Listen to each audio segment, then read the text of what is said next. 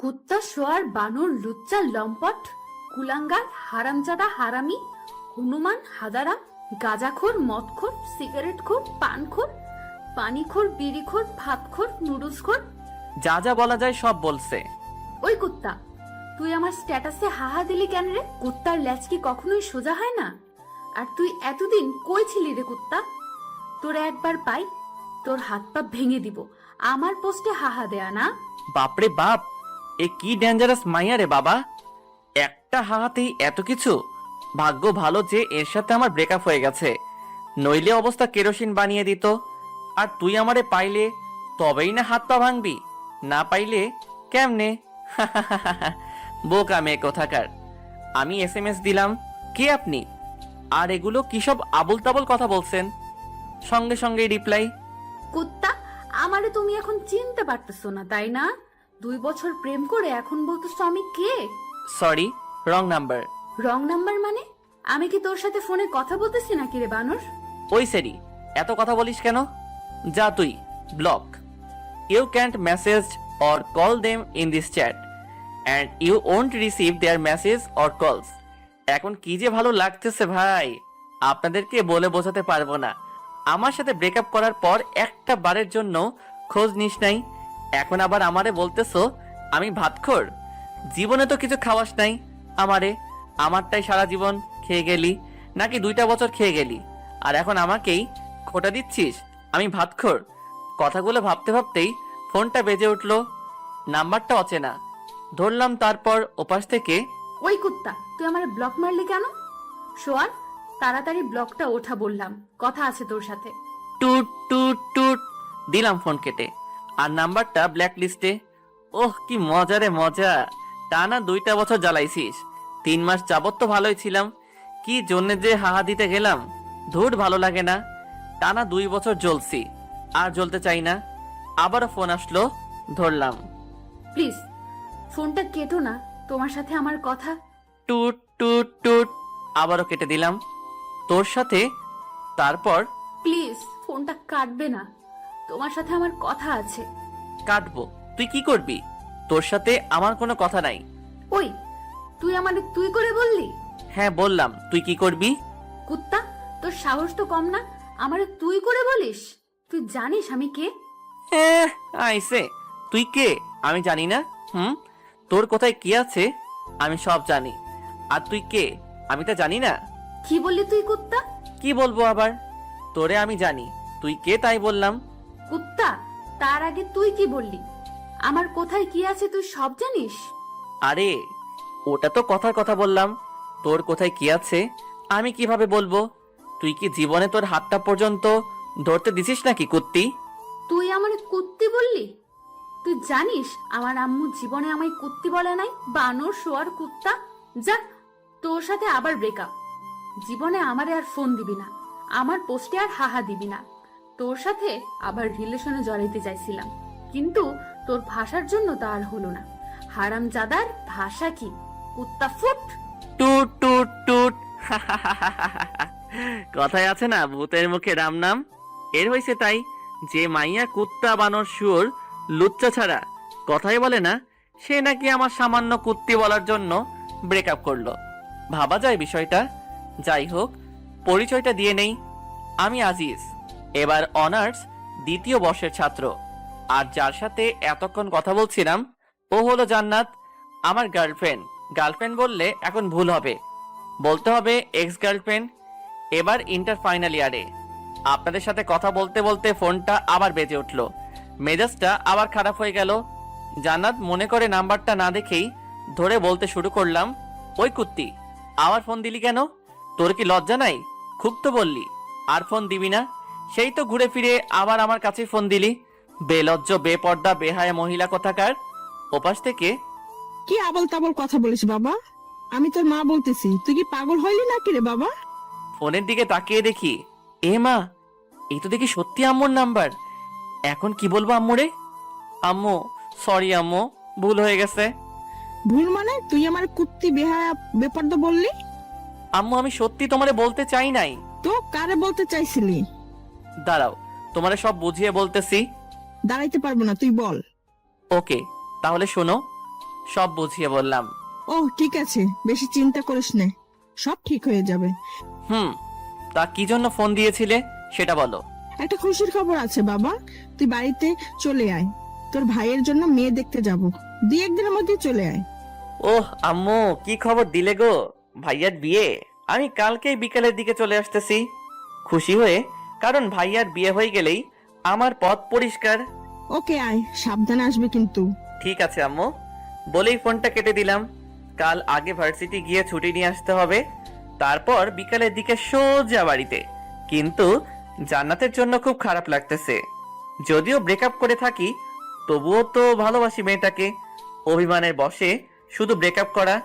Breakup করলেও তাও তো মেয়েটাকে একবার করে দেখতে পারি, কিন্তু বাড়িতে গেলে তাও তো দেখা হবে না। জান্নাতের সাথে আমার পরিচয় আমার বন্ধুর বোনের মাধ্যমে। সেদিন ছিল নাবিলার জন্মদিন, আমিও যাই সেদিন বুলবুল আমার বন্ধুদের বাড়িতে। জান্নাতুলকে সেদিনই প্রথম দেখি, তারপর প্রপোজ, প্রেম, আর প্রেমের পর ব্রেকআপ। কি একটা জিনিস, তাই না? ওকে প্রপোজটা আমি করেছিলাম, আর ব্রেকআপটা করলো জান্নাত। পুরনো দিনের কথাগুলো ভাবতে ভাবতে কখন যে ঘুমিয়ে পড়েছি মনেই নেই। সকালে ঘুম ভাঙলো ফজরের আজানের আওয়াজ শুনে। নামাজ পড়ে এসে সবকিছু গুছিয়ে নিলাম, তারপর খাওয়া দাওয়া করে ভার্সিটিতে গেলাম। ভার্সিটিতে পৌঁছাতেই, এই আজিজ, এদিকে আসো। এর নাম রিয়া, খুবই গা ঘেঁষে একটা মেয়ে। আমাকে নাকি তার খুবই পছন্দ, কিন্তু আমাকে আর জান্নাতকে যখন একসাথে দেখে তখন নাকি তার গা জ্বলে যায়। হ্যাঁ বলো, তবে যা বলবে একটু তাড়াতাড়ি বলবে, আজকে আমার বেশি সময় নাই। তোমার কবেই বা সময় থাকে গো সোনা আমার কাছে একটু বসতে? তোমার কি এমন সমস্যা হয় বলো তো? এই, হাত ছাড়ো বলছি। হাত ধরলে কেন আবার? না, ছাড়বো না। জান্নাত যখন তোমার হাত ধরে তখন তো কিছু বলো না, আর আমি ধরলেই দোষ, তাই না? আর তোমাদের তো এখন ব্রেকআপ হয়ে গেছে, তা হাত ধরলে কোনো সমস্যা হবে না। কোনো মতে হাতটা ছাড়িয়ে, সেটাই তো গো সোনামণি, আমার গুলুগুলুটা। রিয়া সোনা, তুমি তো এখন আমার হাতটা ধরে থাকবে, কিন্তু ওই যে বললাম আমার আজ একটু কাজ আছে, কাজটা সেরে এসেই আমার হাতটা তোমাকে দিয়ে দিব। কেমন রিয়া সোনা? একবার ছুটিটা নিয়ে আসি, তারপর তুই আমায় কেমনে পাস তা দেখা যাবে। রিয়া যেন খুশিতে অবাক। আমি যে ওর সাথে এত ভালোভাবে কথা বলবো বিশ্বাসই করতে পারে নাই। তুমি আমাকে সোনা বলবে আজিজ? হ্যাঁ গো সোনা, আরো কত কি বলবো। আমি কাজটা সেরে আসি, তারপর না হয় সব হবে। ঠিক আছে, কিন্তু কোথায় যাবে? প্রিন্সিপালের রুমে। আচ্ছা, তুমি তাহলে যাও, আমি তোমার জন্য এখানেই অপেক্ষায় থাকি। আরে না না, তোমার অপেক্ষা করতে হবে না, তুমি বরং ক্লাসে যাও, আমি কাজটা সেরেই আসতেছি। ঠিক আছে, তাড়াতাড়ি আসবে কিন্তু, আমি ক্লাসে গেলাম।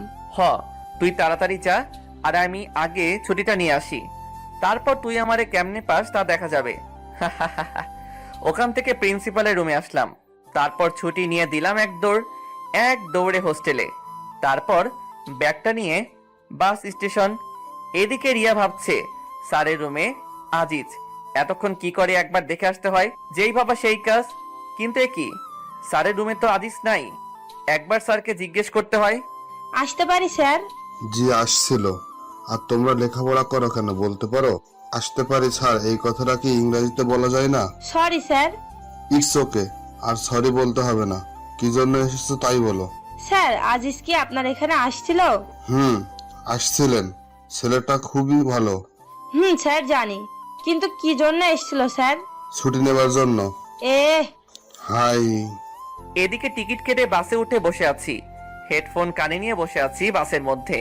হঠাৎ চোখ গেল বাসের দরজার দিকে। একটা মেয়ে, মাশাল্লাহ দেখতে একদম দুধে আলতা। মেয়েটা দেখি আমার সিটের দিকেই এগিয়ে আসছে, আর আমি অপলক দৃষ্টিতে তার দিকে তাকিয়ে রয়েছি। আমার সামনে দাঁড়িয়ে মেয়েটি বলল, ভাইয়া, জানালার পাশের সিটটা আমার, যদি একটু এই পাশে আসতেন। ও হ্যাঁ সরি আপু, আসুন বসুন। আরে সরি বলছেন কেন? ঠিক আছে। ধন্যবাদ। আচ্ছা আপনি কোথায় যাবেন আপু? সিরাজগঞ্জ। আপনি? আরে আমিও তো সিরাজগঞ্জে যাচ্ছি। বাহ, ভালোই হলো, গল্প করতে করতে যাওয়া যাবে। তা আপনি সিরাজগঞ্জের কোথায় যাবেন? উল্লাপাড়া। আপনি? সিরাজগঞ্জে। ও, আপনার নামটা কিন্তু জানা হলো না আপু। আমি সামিরা, অনার্স দ্বিতীয় বর্ষের ছাত্রী। আপনি? আমিও অনার্স দ্বিতীয় বর্ষে। আমি আজিজ। আমরা যেহেতু একই ক্লাসে, তাহলে আমরা তো তুমি করেই বলতে পারি। তুমি কি বলো সামিরা? অবশ্যই, কেন না? আচ্ছা সামিরা, তুমি কি সিঙ্গেল? কেন বলো তো? না, এমনি শুনতে চাইলাম। না, আমার বয়ফ্রেন্ড আছে। আর তুমি? কি আর বলবো, দুঃখের কথা, আমি বর্তমানে ঝুলে আছি। ঠিক, তোমার কথা বুঝলাম না। মানে 3 মাস আগে ব্রেকআপ হয়েছে, কাল রাতে আবার এক্স এর সাথে কথা হয়েছে। ও, তা কি কথা বললে কাল রাতে? শুনবে? বলো। কথাগুলো শুনে যদি তোমার হাসতে হাসতে কাপড় খুলে যায়, তাহলে আমি কিন্তু দায়ী নই। ধুর, ফাজলামো করো নাকি? বলো তো। তাহলে শোনো, কাল রাতের সব কথাগুলো সামিরাকে বললাম। মেয়েটা হাসতে হাসতে যেন গড়াগড়ি খাওয়ার মতো অবস্থা। আমার সব কথা শুনে সামিরা হাসতে হাসতে বলল, আজিজ, তুমি তাহলে ভাত খোর? তুমিও শুরু করলে নাকি? আরে না, এমনি মজা করলাম। হুম আচ্ছা আজিজ, একটা কথা বলবো। বলো। তুমি যদি ভাতখোর হও, তাহলে তুমি এত চিকন কেন? তোমায় তো দেখে মনে হয় না তুমি ভাতখোর। ধুর, ফাইজলামো করছো আমার সাথে? যাও, তোমার সাথেও কথা নাই। আরে আরে, রাগ করো কেন? আমি তো মজা করলাম। আচ্ছা সামিরা, ভাতখোর কাকে বলে বলতে পারবে? আমি কিন্তু এর মানেটা বুঝলাম না। ওটা তোমার গার্লফ্রেন্ডের কাছেই জিজ্ঞেস করো, আমি বলতে পারলাম না। মেয়েটার সাথে কথা বলতে বলতে তার গন্তব্যস্থানে পৌঁছে গেলাম। বাসের মধ্যে দুজন যতটা সময় একসাথে ছিলাম, সারাক্ষণ সামিরার মুখে হাসি ছিল। যাওয়ার সময়, আজিজ, তুমি কিন্তু খুবই মজার একটা মানুষ। যতক্ষণ তোমার সাথে ছিলাম খুবই এনজয় করলাম মুহূর্তটা। আর তোমার কথা শুনে যতটুকু বুঝলাম, জান্নাত তোমাকে খুবই ভালোবাসে। আর অভিমানের বশে শুধু তোমার সাথে এমন ব্যবহার করেছে। আমি জানি। আমি কিন্তু তোমার গার্লফ্রেন্ডকে চিনি। কি বলো, কিভাবে? সময় হলে জানতে পারবে। আল্লাহ হাফেজ, ভালো থেকো। আজিজ আর জান্নাতের সাথে আবার ভাব করে নিও। আল্লাহ হাফেজ সামিরা। কিন্তু তুমি কিভাবে জান্নাতকে চেনো সেটা তো বলে যাও। যা, মেয়েটা চলে গেল। দূর, ভালো লাগে না। আবার একটা রহস্যের মধ্যে রয়ে গেলাম। আবার ওর নামটা ছাড়া কিছুই জানা হলো না, এমনকি ফোন নাম্বারটাও নেওয়া হলো না। কথাগুলো ভাবতে ভাবতে আমার গন্তব্য স্থানে পৌঁছে গেলাম, আমার শহর উল্লাপাড়াতে। বাস থেকে নেমে একটা সিএনজি নিয়ে সোজা বাড়িতে। দরজার সামনে এসে কলিং বেল বাজাতেই আম্মু এসে দরজা খুলে দিলেন। কি রে, এত তাড়াতাড়ি এসে গেলি? কই আসলাম এতদিন পর, একটু আদর যত্ন করবে তা না, বলছো এত তাড়াতাড়ি চলে আসলাম। আর এখন কত বাজে সেদিকে খেয়াল আছে তোমার আম্মু? বিকাল 5:30 বাজে। আচ্ছা বাবা, আমার ভুল হয়ে গেছে, মাফ কর আমাকে। এখন যা, ফ্রেশ হয়ে এসে খাবি কিছু। ভাইয়া কোথায়? তোর ভাইয়া তার রুমেই আছে। ওকে আম্মা জান, আমি গেলাম বলেই সোজা আমার রুমে চলে গেলাম। তারপর ফ্রেশ হয়ে খাওয়া দাওয়া করে ভাইয়ার রুমে গেলাম। গিয়ে, কি করছিস ভাইয়া? আরে আজিজ, তুই তুই কখন আসলি? আয় এদিকে, আয়, বস এখানে। ভাইয়া, শুনলাম কাল নাকি তোর জন্য মেয়ে দেখতে যাবে। হ্যাঁ, সেই জন্যই তো তোকে নিয়ে আসলাম। কিন্তু তুই নাকি একটা মেয়ের সাথে রিলেশন করিস, তাহলে তার কি হবে? আরে বোকা, তোর আবার কি হবে? ওর সাথেই তো বিয়েটা ঠিক হলো, আমার পছন্দের মানুষের সাথে। ভাইয়া, তোর সাথে তো তোর ভালোবাসার মানুষটার বিয়ে হচ্ছে, কিন্তু আমার যে কি হবে আল্লাহ ভালো জানে। কিরে, এত কি ভাবিস? কই কিছু না তো। তা তোর জান্নাতুলের কি খবর? এখন কি তোর ঝাড়ির উপর রাখে নাকি? ধুর, তুই যে কি বলিস না ভাইয়া। মেয়েটা কিন্তু খুব ভালো। তোরে কইছে মেয়েটা ভালো, তুই কি ওরে দেখছিস নাকি? দেখি নাই, তবে কথা তো বলেছি। তুই থাক তোর কথা নিয়ে, আমি গেলাম, এখন ঘুমাবো। আবার ডাকতে যাস না জানো। কাল কখন যাবি? ভাবি কি দেখতে, তাই বল। সকাল 10টার দিকে। ওকে বাই বলেই আমার রুমে চলে আসলাম।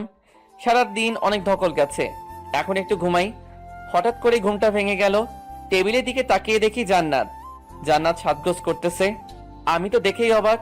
ঠোঁটে হালকা লিপস্টিক, চুলগুলো খোপা করা, পরনে একটা কালো শাড়ি।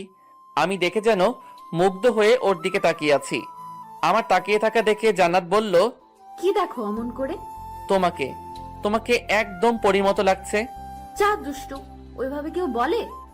আমার বুঝি লজ্জা করে না? আমার কাছে আবার কিসের লজ্জা শোনা? আসো, কাছে আসো, আজ তোমার সব লিপস্টিক খাবো। বলেই হাত ধরে একটানে বুকে নিয়ে আসলাম। হাই এই কি করো? দেখো কি করি। বলেই জান্নাতের ঠোঁটে আমার ঠোঁট চোখ বুঝে ডুবিয়ে দিলাম। কিছুক্ষণ পর, এ কি জান্নাত, তোমার ঠোঁট বালু বালু লাগে কেন? কি হলো, কথা বলো না কেন? জান্নাত, তোমার লিপস্টিক পানি পানি লাগে কেন? চোখ খুলে তাকিয়ে দেখি জান্নাত নেই, আর আমার সামনে রয়েছে দেয়াল। আর ওটা লিপস্টিক না, আমার ঠোঁট কেটে রক্ত বের হচ্ছে। রক্ত দেখে দিলাম এক চিল্লানি। এক চিল্লানিতে পুরো বাড়ি আমার রুমের মধ্যে। কি রে, কি হয়েছে? এত জোরে চিল্লাস কেন? এ কি তোর ঠোঁট কাটলো কেমনে? কি রে, এতখানি কাটলো কিভাবে? সত্যি করে বলতো, কিভাবে কাটলি? খাটে থেকে পড়ে টরে গেছিলি নাকি? এখন এদের আমি কি বলবো? যদি বলি স্বপ্নের মধ্যে জান্নাতকে চুমু দিতে গিয়ে দেয়ালের সাথে ঠোঁট ঘষেছি, তাহলে তো মান ইজ্জত সব যাবে। আসলে ভাইয়া, আম্মু, আমি খাটে থেকে পড়ে গেছিলাম। তোমরা তো জানোই আমার ঘুমের মধ্যে এপাশ ওপাশ করার স্বভাব আছে। সাবধানে ঘুমাতে পারিস না? উফ, বাসলাম, কি একটা কাণ্ড হয়ে গেল বলুন তো। এই জান্নাত কি ঠিক মতো ঘুমাইতেও দেবে না? স্বপ্নের মধ্যে কত সুন্দর একটা ব্যবহার করলো, কিন্তু সামনাসামনি ওরে বাবা, একদম পেটনি। জান্নাত সবার সাথে ভালো ব্যবহার করে, শুধু আমার বেলায় এমনটা করে কেন বুঝি না। হয়তো ভালোবাসার মানুষটার প্রতি একটু বেশি অধিকার খাটাতে চায়, তাই আমার সাথে এমন করে। কথাগুলো ভাবতে ভাবতে কখন যে ঘুমিয়ে গিয়েছি খেয়ালই নাই। ঘুম থেকে উঠে ফজরের নামাজটা পড়ে খাওয়া দাওয়া করে রেডি হয়ে ভাইয়ার জন্য মেয়ে দেখতে চলে আসলাম। তারপর যা দেখলাম, মোটেও তা দেখার জন্য প্রস্তুত ছিলাম না। কারণ তা হলো, ভাইয়ার জন্য মেয়ে দেখতে এসে বসে আছি প্রায় 1 ঘন্টা হলো, কিন্তু মেয়েকে আনার কোনো নামই নাই। মেয়ে আসুক আর না আসুক তাতে আমার কি। সামনে বিভিন্ন রকমের খাবার রাখা আছে, তা আমি মনের আনন্দে খেয়ে যাচ্ছি, কিন্তু ভাইয়া কিছুই খাচ্ছেন না। ভাইয়ার মুখ দেখার মতো অবস্থা হয়ে আছে, একদম ধুতুম পেঁচা। তাই ভাইয়াকে বললাম, কি রে ভাইয়া, কিছু খাবি না নাকি? দূর, আমি আছি আমার টেনশনে, আর তুই আসিস খাওয়া নিয়ে। বুঝি না মেয়েদের এত কি সাজগোজ করা লাগে। সেই কখন থেকে বসে আছি, আমাদের সময়ের দাম নাই নাকি? এত চাপ নিস কেন, আসবে তো নাকি? তোর তো দেখি তরিস হয়েছে না। এত পেশাল করছিস কেন? খা না ভাই, আমার পিছে আবার লাগলি কেন? আচ্ছা ঠিক আছে, আমি কথা বলবো না তোর সাথে, আমি খাই আর তুই অপেক্ষায় থাক ভাবিকে দেখার জন্য। আমি আর কোনো কথা না বলে খাওয়াতে মন দিলাম। নিচের দিকে তাকিয়ে খাইতেছি। খাওয়ার মাঝখানে কেউ একজন বলে উঠল, আরে আজিজ, তুমি এখানে? তাকিয়ে দেখি সামিরা। তুমি এখানে কি করো? আরে সামিরা, তুমি? আমি তো আমার ভাইয়ার জন্য মেয়ে, মানে আমার ভাবিকে দেখতে এসেছি, কিন্তু তুমি এখানে কি করো? আরে আমি তো দুলালের। দুলালি আমার হবু ভাবির নাম। আমি এখানে থাকবো না তো কে থাকবে? কিরে, তোরা একে অন্যকে চিনিস নাকি? তুমি কিন্তু বললে না কিভাবে জান্নাতকে তুমি চেনো। তোমায় তো বললামই, সময় হলে ঠিক জানতে পারবে। তাহলে তুমি বলবে না, তাই তো? আরে পাগল, রাগ করো কেন? তোমার ভাবি কি বিষয়টা জানে যে তুমিও প্রেম করো? ধুর, ভাবি জানবে কিভাবে যে আমি প্রেম করি? ভাবিকে তো আমি আজকেই প্রথম দেখলাম। তার মানে তুমি এর আগে তোমার ভাবিকে কখনো দেখো নাই? দেখেছি, তবে ভাইয়ার ফোনে, সামনাসামনি আজই প্রথম। ও বেশ ভালো। তবে আমার মনে হয় বেচাটির চাপটা একটু বেড়েই যাবে, কারণ এখন তার বিয়ে হবে, আবার কিছুদিনের মধ্যে তোমারও বিয়ে হবে, আর তোমার বিয়ের কাজ মেয়েটাকেই একা হাতে সামলাতে হবে, তাই না? ধুর সামিরা, তুমি যে কি বলো না। লজ্জা পেলে বুঝি? আরে না না, লজ্জা পাবো কেন? আমাদের কথার মাঝেই ভাইয়ার ডাক পড়লো। কিরে, আসবি নাকি না এখানেই থেকে যাবি? না, আসি, দাঁড়াও। আচ্ছা সামিরা, তাহলে আমি আসি, আবার বিয়ের দিন কথা হবে। আল্লাহ হাফেজ। সাবধানে যাবে। আল্লাহ হাফেজ। সামিরার কাছ থেকে আসার পর, আচ্ছা ভাই, বলতো মেয়ে তোর জন্য দেখতে এসেছি নাকি আমার জন্য দেখতে এসেছি? হঠাৎ এমন কথা কেন বলছিস ভাইয়া? ঠিক বুঝতে পারলাম না। না, তোর যা ভাবসাব দেখছি তাই মনে হলো আর কি। তা মেয়েটা কি তোর পছন্দ হয়েছে নাকি? দূর ভাইয়া, তুই না একটু বেশি বুঝিস, বুঝলি? সামিরা আমার ফ্রেন্ড, আর ওর বয়ফ্রেন্ড আছে। ও, কথা বলতে বলতে বাড়িতে চলে আসলাম। বুলবুলকে একবার ফোন দিতে হবে দাওয়াত দেবার জন্য, আর নাবিলার সাথেও কথা বলতে হবে। ফোন দেবার পর, হে ভাই বল, আর কেমন আছিস? আলহামদুলিল্লাহ ভালো আছি রে দোস্ত, তুই কেমন আছিস? আলহামদুলিল্লাহ ভালোই। শোন, আগামী 10 থেকে 11 তারিখ তো ভাইয়ার বিয়ে ঠিক হয়ে গেল। তুই আর নাবিলা আসবি, কিন্তু তোরা বরং 7-8 তারিখে চলে আয়, অনেক কাজও করতে হবে। দোষ, সে না হয় বুঝলাম, কিন্তু নাবিলা তো মনে হয় যাইতে পারবে না, কারণ 9 তারিখ থেকে ওর পরীক্ষা শুরু হবে। ও, তার মানে তো জান্নাত আসতে পারবে না। আচ্ছা দোস্ত, তাহলে তুই চলে আয়, এখন রাখি। দেখতে দেখতে ভাইয়ার বিয়ের দিন চলে আসলো। বাড়ি ভর্তি মানুষ, সবাই যার যার মতো আনন্দ করছে।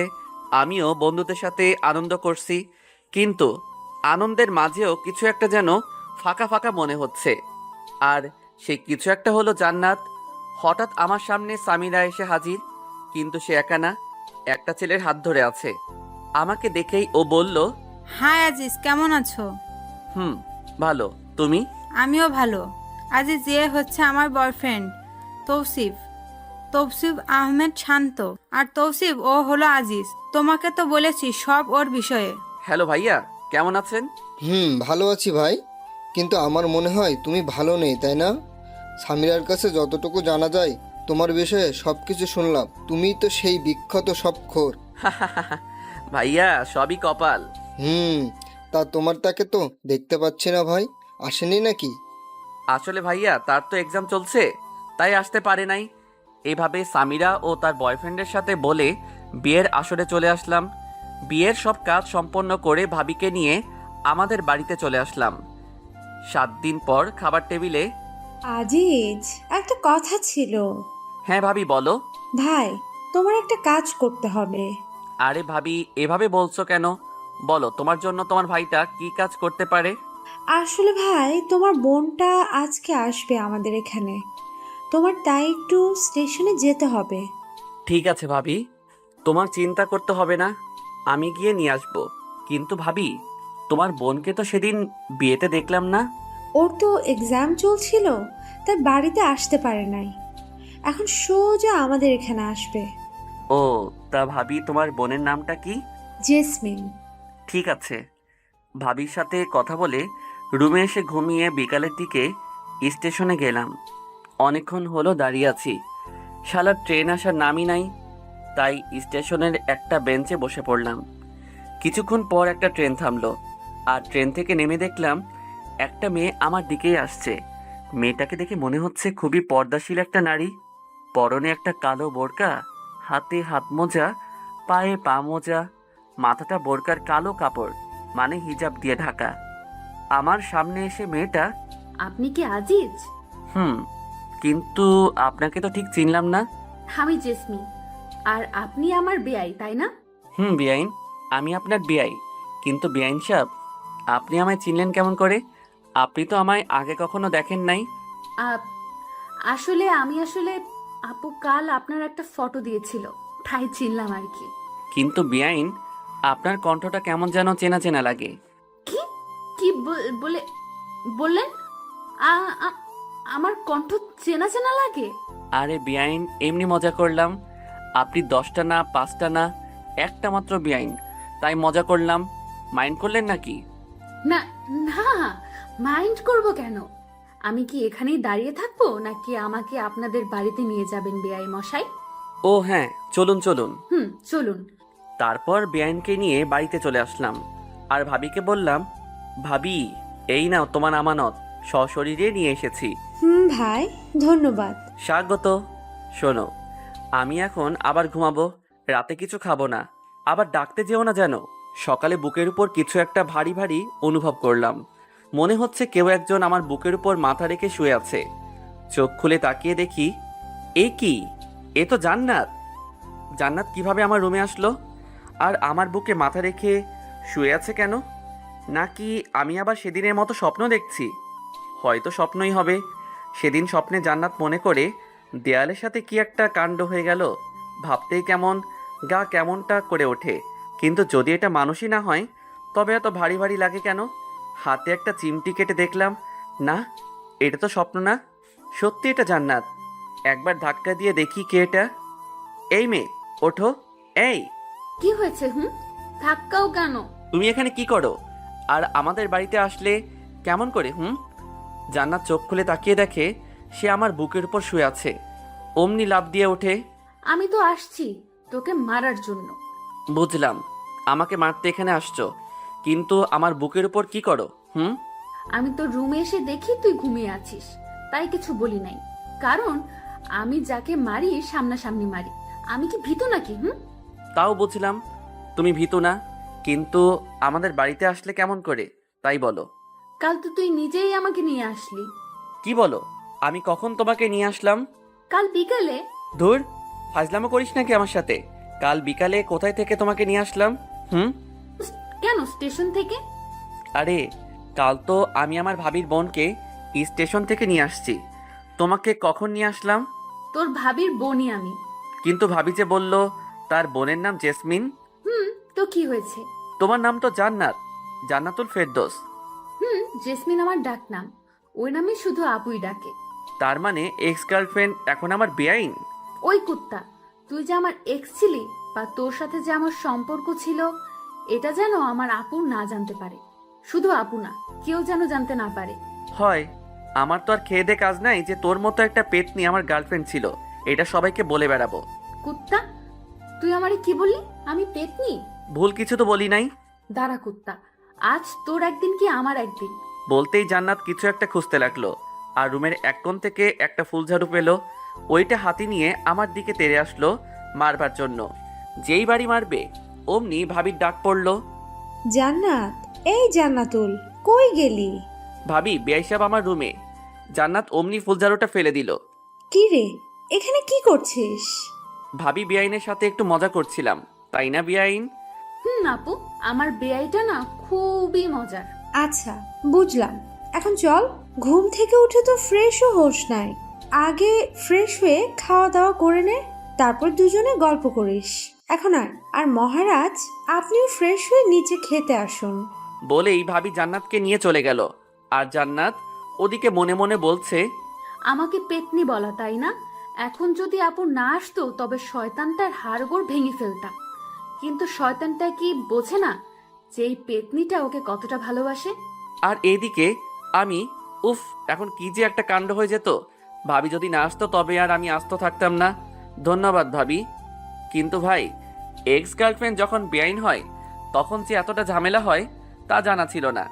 বলেই ফ্রেশ হতে চলে গেলাম। ফ্রেশ হয়ে বের হতেই ফোনটা বেজে উঠল।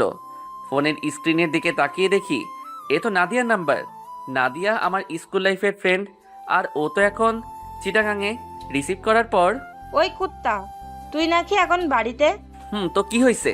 তুই তো চিটাগাঙে এখন, তাই না? না, আমি বাড়িতে আসছি আজ 5 দিন হলো। আর কুত্তা, তুই বাড়িতে আমায় বলবি না? আমি একা একা বাড়িতে বসে বসে বোরিং হচ্ছে। তুই কি আমায় বলতে পারতি না যে তুই বাড়িতে আসছিস? আমি এত কিছু জানি না। বিকালে আমার সাথে দেখা কর তুই। আচ্ছা, তুই স্কুলে মাঠে চলে আয়, বিকালে আমিও আসছি। ওকে, এখন রাখি, বিকালে কথা হবে। বুঝি না মেয়েরা এত কথায় কথায় কুত্তা বলে কেন। নাদিয়ার সাথে কথা বলে খাবার টেবিলে চলে আসলাম। খাবার মধ্যে আম্মু বললেন, আজিজ, জি আম্মু। বিকালে জান্নাতকে নিয়ে একটু ঘুরিয়ে নিয়ে আসিস। মেয়েটা আসছে থেকে একা একা ঘরে বসে আছে। কিন্তু আম্মু আসতো। আমি কোনো কিন্তু শুনতে চাই না, যা বললাম তাই যেন হয়। ঠিক আছে, ওনাকে রেডি থাকতে বইলো। কথাটা বলে জান্নাতের দিকে তাকালাম, দেখলাম মেয়েটা অনেক খুশি। বিকেলে বাইক নিয়ে বাইরে জান্নাতের জন্য অপেক্ষা করছি, কিন্তু মহারানীর আসার খবরই নাই। কিছুক্ষণ পর একটা সাদা পরী যেন নেমে আসলো আমার সামনে। এটা জান্নাত। সাজের আর বর্ণনা দিলাম না, কারণ আপনারাও প্রেমে পড়ে যেতে পারেন। জান্নাত দাঁড়িয়ে আছে দেখে আমি বললাম, কি হলো, উঠবেন না নাকি? নাকি আমি একাই চলে যাব? না না, দাঁড়াও, আমিও যাব। তাহলে উঠুন। আচ্ছা আজিজ, দেখো আমায় কেমন দেখা যাচ্ছে? ভালো। জান্নাত হয়তো শুধু এইটুকু আশা করে নাই আমার থেকে, ও ভেবেছে আরো অনেক কিছু বলবো, কিন্তু পেতনিটা জানে না যে তাকে কতটা সুন্দর লাগছে। তারপর দুজন স্কুলের মাঠে চলে আসলাম। দেখি নাদিয়া আগে থেকেই বসে আছে। নাদিয়া আমাকে দেখে আমার কাছে চলে আসলো। এতক্ষণে আসার সময় হলো তোর? সে কখন থেকে বসে আছে? আর এই মেয়েটা কে দোস্ত? দোস্ত, ওর নাম জান্নাত, আমার বেআইন। ও, কিন্তু তোর সাথে যে আমার কিছু কথা আছে। তো বল কি কথা? না, এখানে না, তুই এদিকে আয়। আর আপু, তুমি একটু এখানে বসে থাকো, আমরা আসছি। বলেই নাদিয়া আমার হাত ধরে টানতে টানতে নিয়ে ফাঁকা জায়গায় চলে এলো। আর এদিকে জান্নাত ভাবছে, এ কি গায়ে পড়া মেয়ে রে বাবা! এই ছেমরি তো রিয়া আপুর থেকেও বেশি গায়ে পড়া মেয়ে। আর কি এমন কথা যা আমার সামনে বলা গেল না? না, এই মেয়েটাকে আমার সুবিধার মনে হচ্ছে না। ধুর, ভালো লাগে না। আর এদিকে নাদিয়ার সাথে প্রায় 10 মিনিটের মতো কথা বলে জান্নাতের কাছে আসলাম। কি কথা হলো তা না হয় পরে একদিন শুনবেন, এখন থাক। এসে দেখি মেয়েটা আনমনে কি যেন ভাবছে। তারপর নাদিয়া চলে গেল আর আমি জান্নাতকে নিয়ে পুরা গ্রাম ঘুরলাম। আমার সাথে ঘুরতে পেরে জান্নাত অনেক খুশি। একটা কথা বলবো? বলো। পেতনিটা কে? কোন পেতনি? লুচ্চা, বোঝো না কোন পেতনি? বানর কুত্তা, এতক্ষণ যার সাথে কথা বলে আসলি সেই পেতনি। ও ও, ওর নাম তো নাদিয়া, আমার স্কুল লাইফের ফ্রেন্ড। বুঝলাম। এখন চল, বাড়িতে যাব। তারপর জান্নাতকে নিয়ে বাড়িতে চলে আসলাম। রাত 9টা। ছাদে নাদিয়ার সাথে ফোনে কথা বলতেছি। তখনই খেয়াল করলাম কেউ একজন ছাদে এসেছে। পিছনে তাকিয়ে দেখি জান্নাত। তাই নাদিয়াকে বললাম, দোস্ত, তোর সাথে পরে কথা বলি। কার সাথে কথা বলছিলি? নাদিয়ার সাথে। কেন বলো তো? আর যেন ওই পেতনিটার সাথে কথা বলতে না দেখি। কেন? কেন কথা বলবো না? আর বললে কি করবে? একদম গলা টিপে দিব। কি? জি। কিন্তু কেন? আমি তোমার কি হই যে? আর কিছু বলতে পারলাম না। তার আগেই আমার ঠোঁটে জান্নাতের ঠোঁট ডুবিয়ে দিল। কতক্ষণ ছিল ঠিক বলতে পারবো না। ছাড়ার পর, কজ আই লাভ ইউ। আর একদিন ওই পেতনিটার সাথে কথা বললে দেখ কি করি তোর। বলেই দৌড়ে চলে গেল। বুঝলাম না কিছু। জান্নাতি আমার সাথে ব্রেকআপ করলো আর এখনো নিজেই বলছে আই লাভ ইউ। হুট করেই জান্নাত তার ঠোঁট দুটো আমার ঠোঁটের মধ্যে মিলিয়ে দিল। কতক্ষণ যে দুজনের ঠোঁট একত্রে ছিল তা বলতে পারা মুশকিলই বটে। ছাদ থেকে রুমে এসে শুয়ে থেকে ভাবছি কি থেকে কি হয়ে গেল। আর মুচকি মুচকি হাসছি যে মেয়েটা গত 2 বছর আমাদের রিলেশন চলাকালীন নিজে থেকে আমার হাতটা পর্যন্ত ধরছে কিনা মনে নেই, আর আজ সেই মেয়েটাই চুমু দিয়ে দিল। ভাবা যায়? অবশ্য আমার বিষয়টা খারাপ লাগে নাই, ভালোই তো লাগলো। কথাগুলো ভাবতে ভাবতে ভাবি এসে ডেকে গেলেন খাবার জন্য। আমিও ফ্রেশ হয়ে নিচে খেতে চলে এলাম। সবাই যার যার মতো বসে আছি খাবার জন্য। জান্নাতও আছে, আমার দিকে তাকিয়ে মুচকি মুচকি হাসছে। আমি সেই দিকে খেয়াল না দিয়ে খাওয়ার জন্য বসে পড়লাম। জান্নাত খাওয়ার থেকে আমার দিকেই বেশি আর চোখে তাকাচ্ছে। তাই আমি বললাম, কি বেআইন সাহেব, খাচ্ছেন না কেন? খান খান, লজ্জা পাবার কিছু নেই। নিজের বাড়ি মনে করে খেতে পারেন। কি ভাবি, আমি ঠিক বলছি না? জান্নাত আমার দিকে এবার রাগী চোখে তাকালো। ঠিকই তো বলছিস। কি রে জান্নাত, খাচ্ছিস না কেন? এই তো খাইতেছি তো আপু। আর বেআই মশাই লজ্জা পাবো কেন? এটা তো আমার নিজের বাড়িই মনে করি।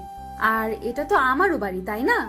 মনে মনে বললাম, আজ বেআইন ডাকছো, কাল যদি তোমায় বউ না ডাকাতে পারি তবে আমার নামও জান্নাত না, বলে রাখলাম।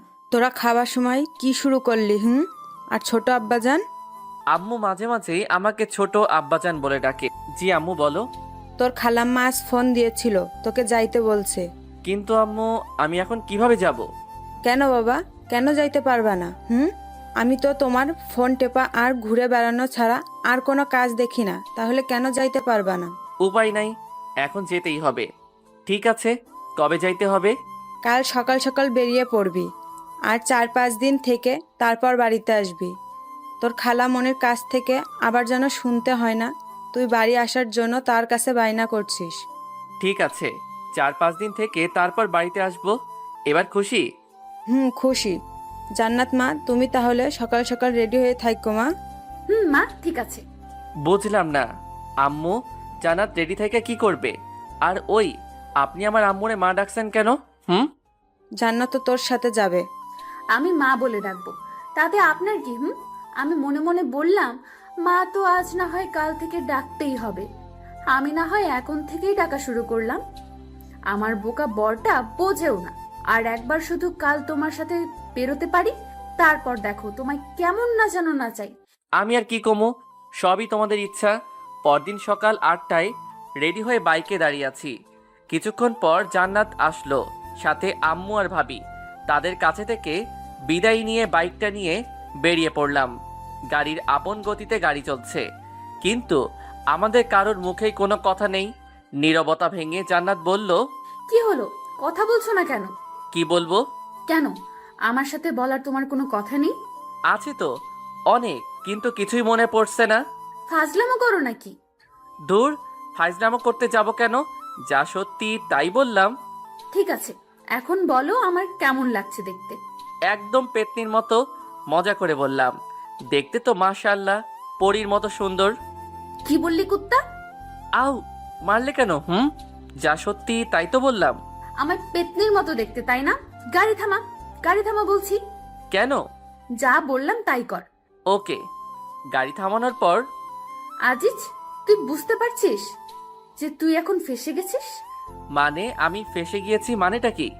মনে হচ্ছে এখন যদি আমি চেঁচামেচি করে লোক জড়ো করি আর তাদের বলি তুই আমাকে ভুলিয়ে ভালিয়ে এসব করার জন্য এখানে নিয়ে আসছিস, তাহলে তোর কি অবস্থা হবে ভাবতে পারছিস? কিন্তু আমি তো তোমায় ওইসব করার জন্য আনি নাই। সেটা তো আমি আর তুমি জানি সোনা, এরা তো জানে না। তাহলে আমি এখন পালাবো? পালাও, তবে বাড়িতে আম্মু আর আপুকে কি বলবে? তার মানে? তার মানে তুমি এখন মাইনকার চিপায়। না, হ্যাঁ। তুমি এখন কি করতে চাচ্ছ? বেশি কিছু না, শুধু আমি যা যা বলবো তোমায় তাই তাই করতে হবে। কি করতে হবে? আমরা যখন তোমার খালামণির বাসায় যাব তখন তো তিনি জানতে চাইবেন আমি তোমার কি হই। তখন তুমি কি বলবে? আমি তোমার কি হই? কেন বলবো বেআইন? না, বেআইন না। তাহলে কি বলবো? তুমি আমার এক্স গার্লফ্রেন্ড এইটা বলবো? ধুর বোকা, এটা বলতে যাবে কেন? তাহলে কি বলবো সেটা তো বলো, এত পেঁচাও কেন? খালামণিকে বলবে আমি তোমার একমাত্র দুষ্টু মিষ্টি আদরের বউ। মানে কি? তুমি তো আমার বউ না। সেটাও শুধু তুমি আর আমি জানি, খালামণি তো জানে না। নেহি, কাভি নেহি, আমি এটা বলতে পারবো না। বলতে পারবি না তাই না? লোকজন ডাকবো নাকি? না। তাহলে আমি এখন থেকে তোর কে? বউ। জোরে বল, শুনতে পাই নাই। বললাম তো বউ। এভাবে না, বল যে তুমি আমার একমাত্র বউ, নইলে ডাকবো নাকি? না না, বলছি। বল। তুমি আমার একমাত্র আদরের বউ। এই তো আমার সোনা বর, আমার জানুটা, আমার গুলুমুলু বাবুটা। এখন চলো যাওয়া যাক সোনা মোনা। চলো। গাড়ি চলছে তো চলছেই, আর আমি শুধু ভাবছি কি যে হতে চলেছে। আমার খালাম্মা তো একদম সহজ সরল একজন মানুষ। জান্নাতের মতলবটা আমি কিছুই বুঝতে পারলাম না। বাইকের আয়নাতে দেখতে পেলাম জান্নাত মুচকি মুচকি হাসছে। এ যেন তার বিজয়ের হাসি। সারা রাস্তা আর একটা কথা হয় নাই দুজনের। গাড়ি এসে থামলো খালামণিদের বাড়ির সামনে। তারপর কলিং বেল দেবার আগে জান্নাত, মনে আছে তো আমি এখন তোমার কে? বউ, একমাত্র আদরের বউ। আমার সোনা বরটা, তোরে দিলাম চুম্মা। তারপর কলিং বেলটা দিলাম।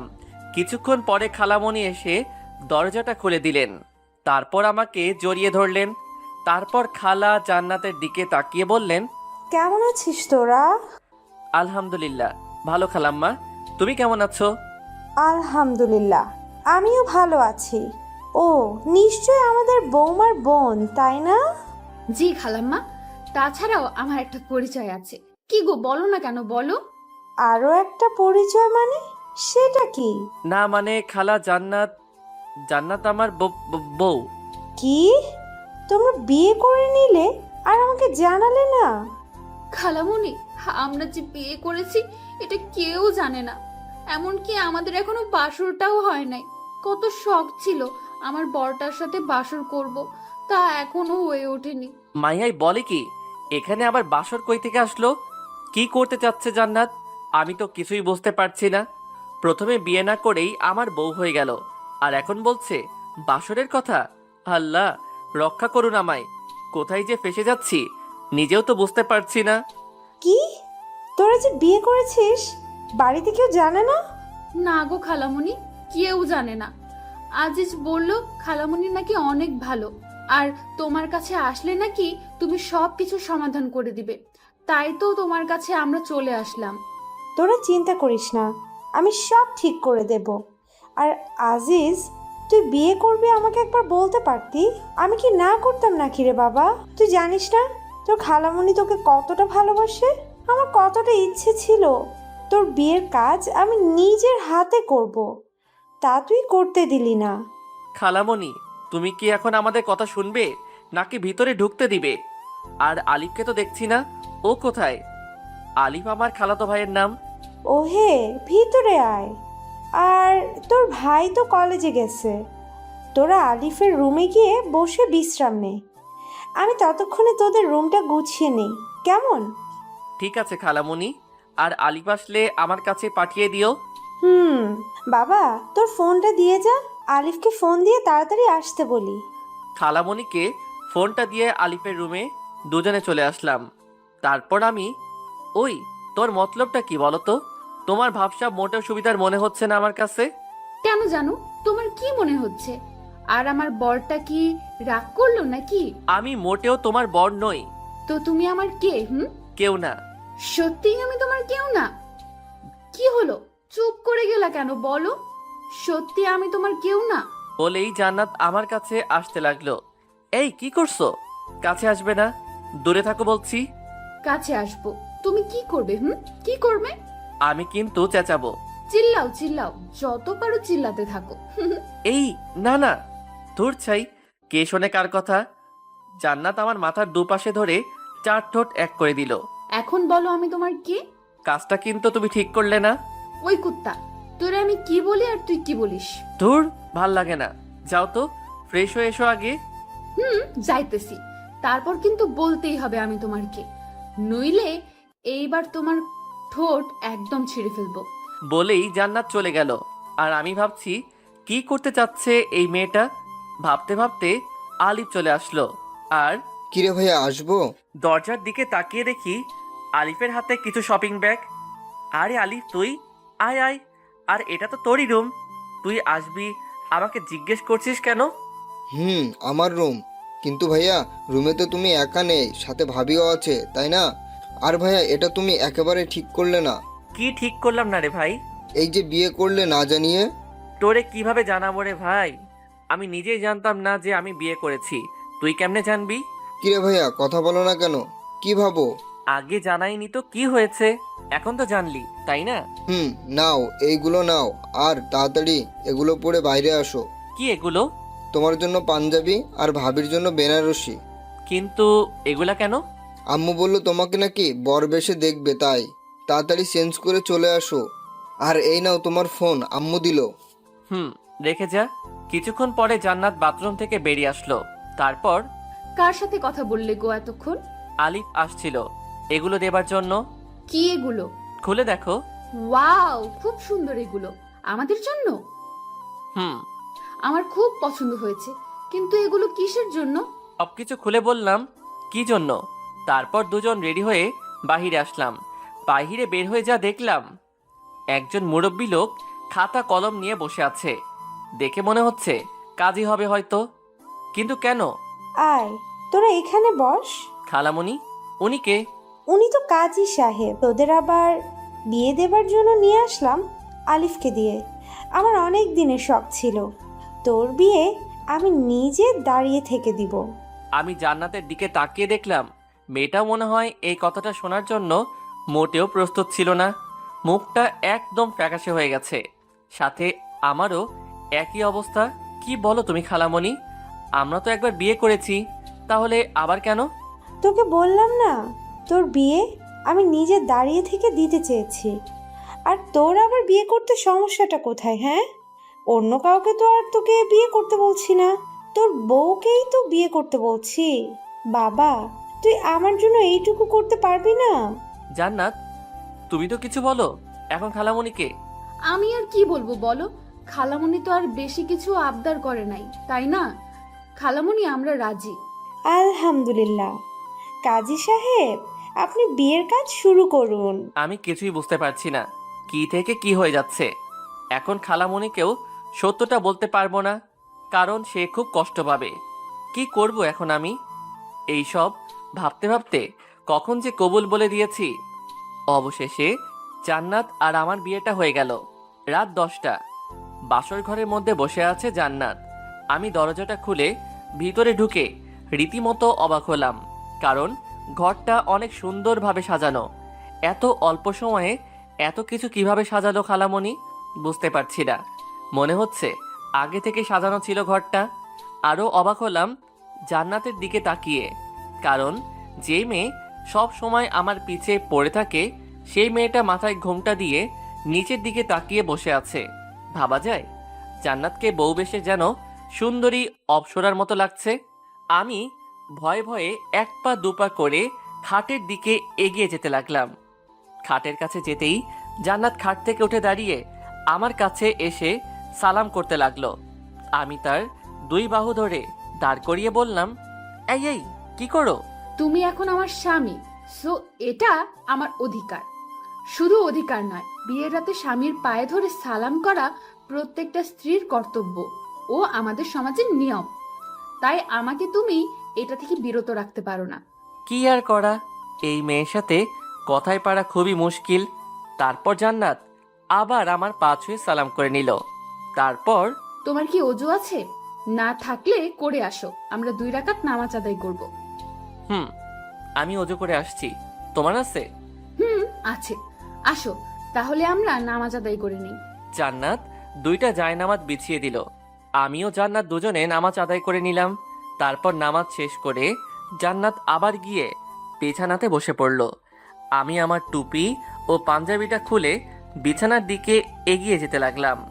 বিছানার কাছে যেতেই জান্নাত একটা বালিশ হাতে নিয়ে আমার দিকে ঢিল মেরে দিয়ে বলল, একদম বিছানার দিকে আসবে না।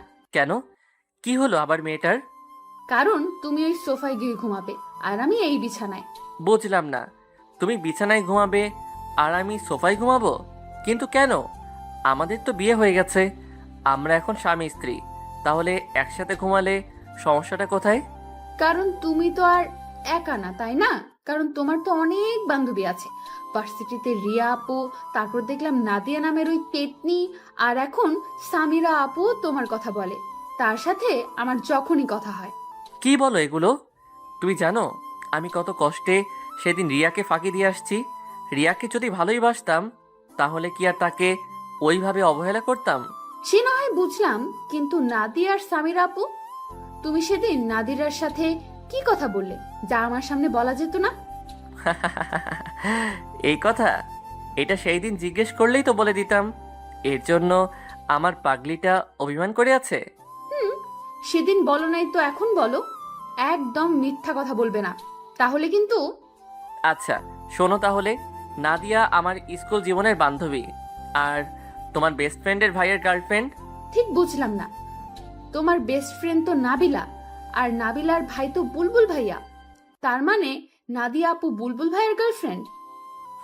মাই ডিয়ার বউ, তোমার আর আমার মধ্যে যেমন মনোমালিন্য হয়েছিল ঠিক তেমনি ওদের মধ্যেও একই অবস্থা হয়েছিল। তাই আমি তাদের সব কিছু ঠিক করে দিলাম। আর তুমি তো জানোই তোমার সামিরা আপুর বয়ফ্রেন্ড আছে, তাহলে আর সামিরা আমার একজন ভালো ফ্রেন্ড, বুঝতে পারলেন বউ? বলেই বালিশটা হাতে নিয়ে সোফার দিকে যেতে লাগলাম আর বললাম, তাহলে আমি কি এখন সোফাতে ঘুমাবো? কেন? তুমি তো বললে আমি যেন বিছানাতে না যাই। আমি আমি কখন তোমাকে বললাম? এইমাত্র বললে। ও, বুঝতে পারছি, তুমি তো আমায় ভালোই বাসো না, তাই তো সোফায় ঘুমাতে চাইছো না, তাই না? বুঝি তো, সব বুঝি। ও, এখানেও আমার দোষ হয়ে গেল, তাই না? নিজের কাঁধে কখনোই দোষ নিবা না। আমার বর থাকতে আমি কেন দোষ নিতে যাব? হয়েছে, আমার বরটার আর মন খারাপ করে থাকতে হবে না। আসো সোনামণি, তোমায় একটু আদর করে দেই। বলেই এক লাফে সোজা জান্নাতের কোলে মাথা রেখে শুয়ে পড়লাম। আর জান্নাত আমার মাথায় হাত বুলিয়ে দিতে লাগলো। আচ্ছা জান্নাত, ধরো যদি আমি সত্যি ওদের একজনের সঙ্গে প্রেম করতাম তাহলে কি করতে? তোমার মাথার সব চুলগুলো ন্যাড়া করে দিতাম, হাত পা ভেঙে দিতাম, আর নাকে ঘুষি মেরে নাক ফাটিয়ে দিতাম। ওরে বাবা, এত কিছু করতে? তখন তো আমায় কেমন বাজে দেখা যেত। তাতে আমার কি? তখন তো সবাই বলতো, দেখ দেখ জান্নাতের বরটাকে কেমন বাজে দেখা যায়। বলতো, কিন্তু কেউ তো আর তোমায় আমার থেকে আলাদা করতে পারতো না। বাহ, তোমার মাথায় তো সেই লেভেলের বুদ্ধি। তা আমায় কি এখন অমন করবে নাকি, যাতে আমার দিকে কেউ নজর না দেয়? না, তা করব না, তবে এমন কিছু করব যাতে করে কেউ তোমার উপর নজর দিলেও তোমার নজর যেন তাদের উপর না পড়ে। সেটা কিভাবে? আমার বেবি লাগবে, একদম ফুটফুটে কিউট বাচ্চা, যাতে তুমি তার কথা চিন্তা করে হলেও আমাদেরকে ছেড়ে না যাও। বলেই কেঁদে দিল আমার বুকের উপর মুখ লুকিয়ে। ধুর পাগলি, তোমাকে ছাড়া আমি বাঁচবই না। ছেড়ে যাওয়া তো দূরের কথা, জান্নাতুলকে জড়িয়ে ধরে তার কপালে একটা চুমু দিয়ে সত্যি তো কখনো আমাকে ছেড়ে যাবে না তো? নেহি বউ, কাবি নেহি। তারপরও আমার বেবি লাগবে। আর আজকে থেকেই মিশন শুরু করব আমরা। আজকে থেকেই? হুম। তাহলে দেরি কেন? চলো লেগে পড়ি, আমাদের মিশন স্টার্ট করি, কি বলো? যা দুষ্টু। ইস, আমার বউ তো দেখি লজ্জাও পায়। আসো আসো, আরো কাছে আসো বউ, আর লজ্জা পেতে হবে না। আসো, আমাদের মিশনটা স্টার্ট করা যাক। বলেই জান্নাতের ঠোঁটে আমার ঠোঁট ডুবিয়ে দিলাম। ধীরে ধীরে আমরা একে অন্যের মাঝে হারিয়ে যেতে লাগলাম। সবকিছু জানতে চাহিয়া লজ্জা দিবেন না। আমাদের মিশন কমপ্লিট। এখন ফরজ গোসলটা করতে হবে। আমরা এখন যাই, ফরজ গোসলটা সেরে আসি, কেমন? গোসল শেষ করে দুজনেই আমরা রুমে এসে শুয়ে পড়লাম।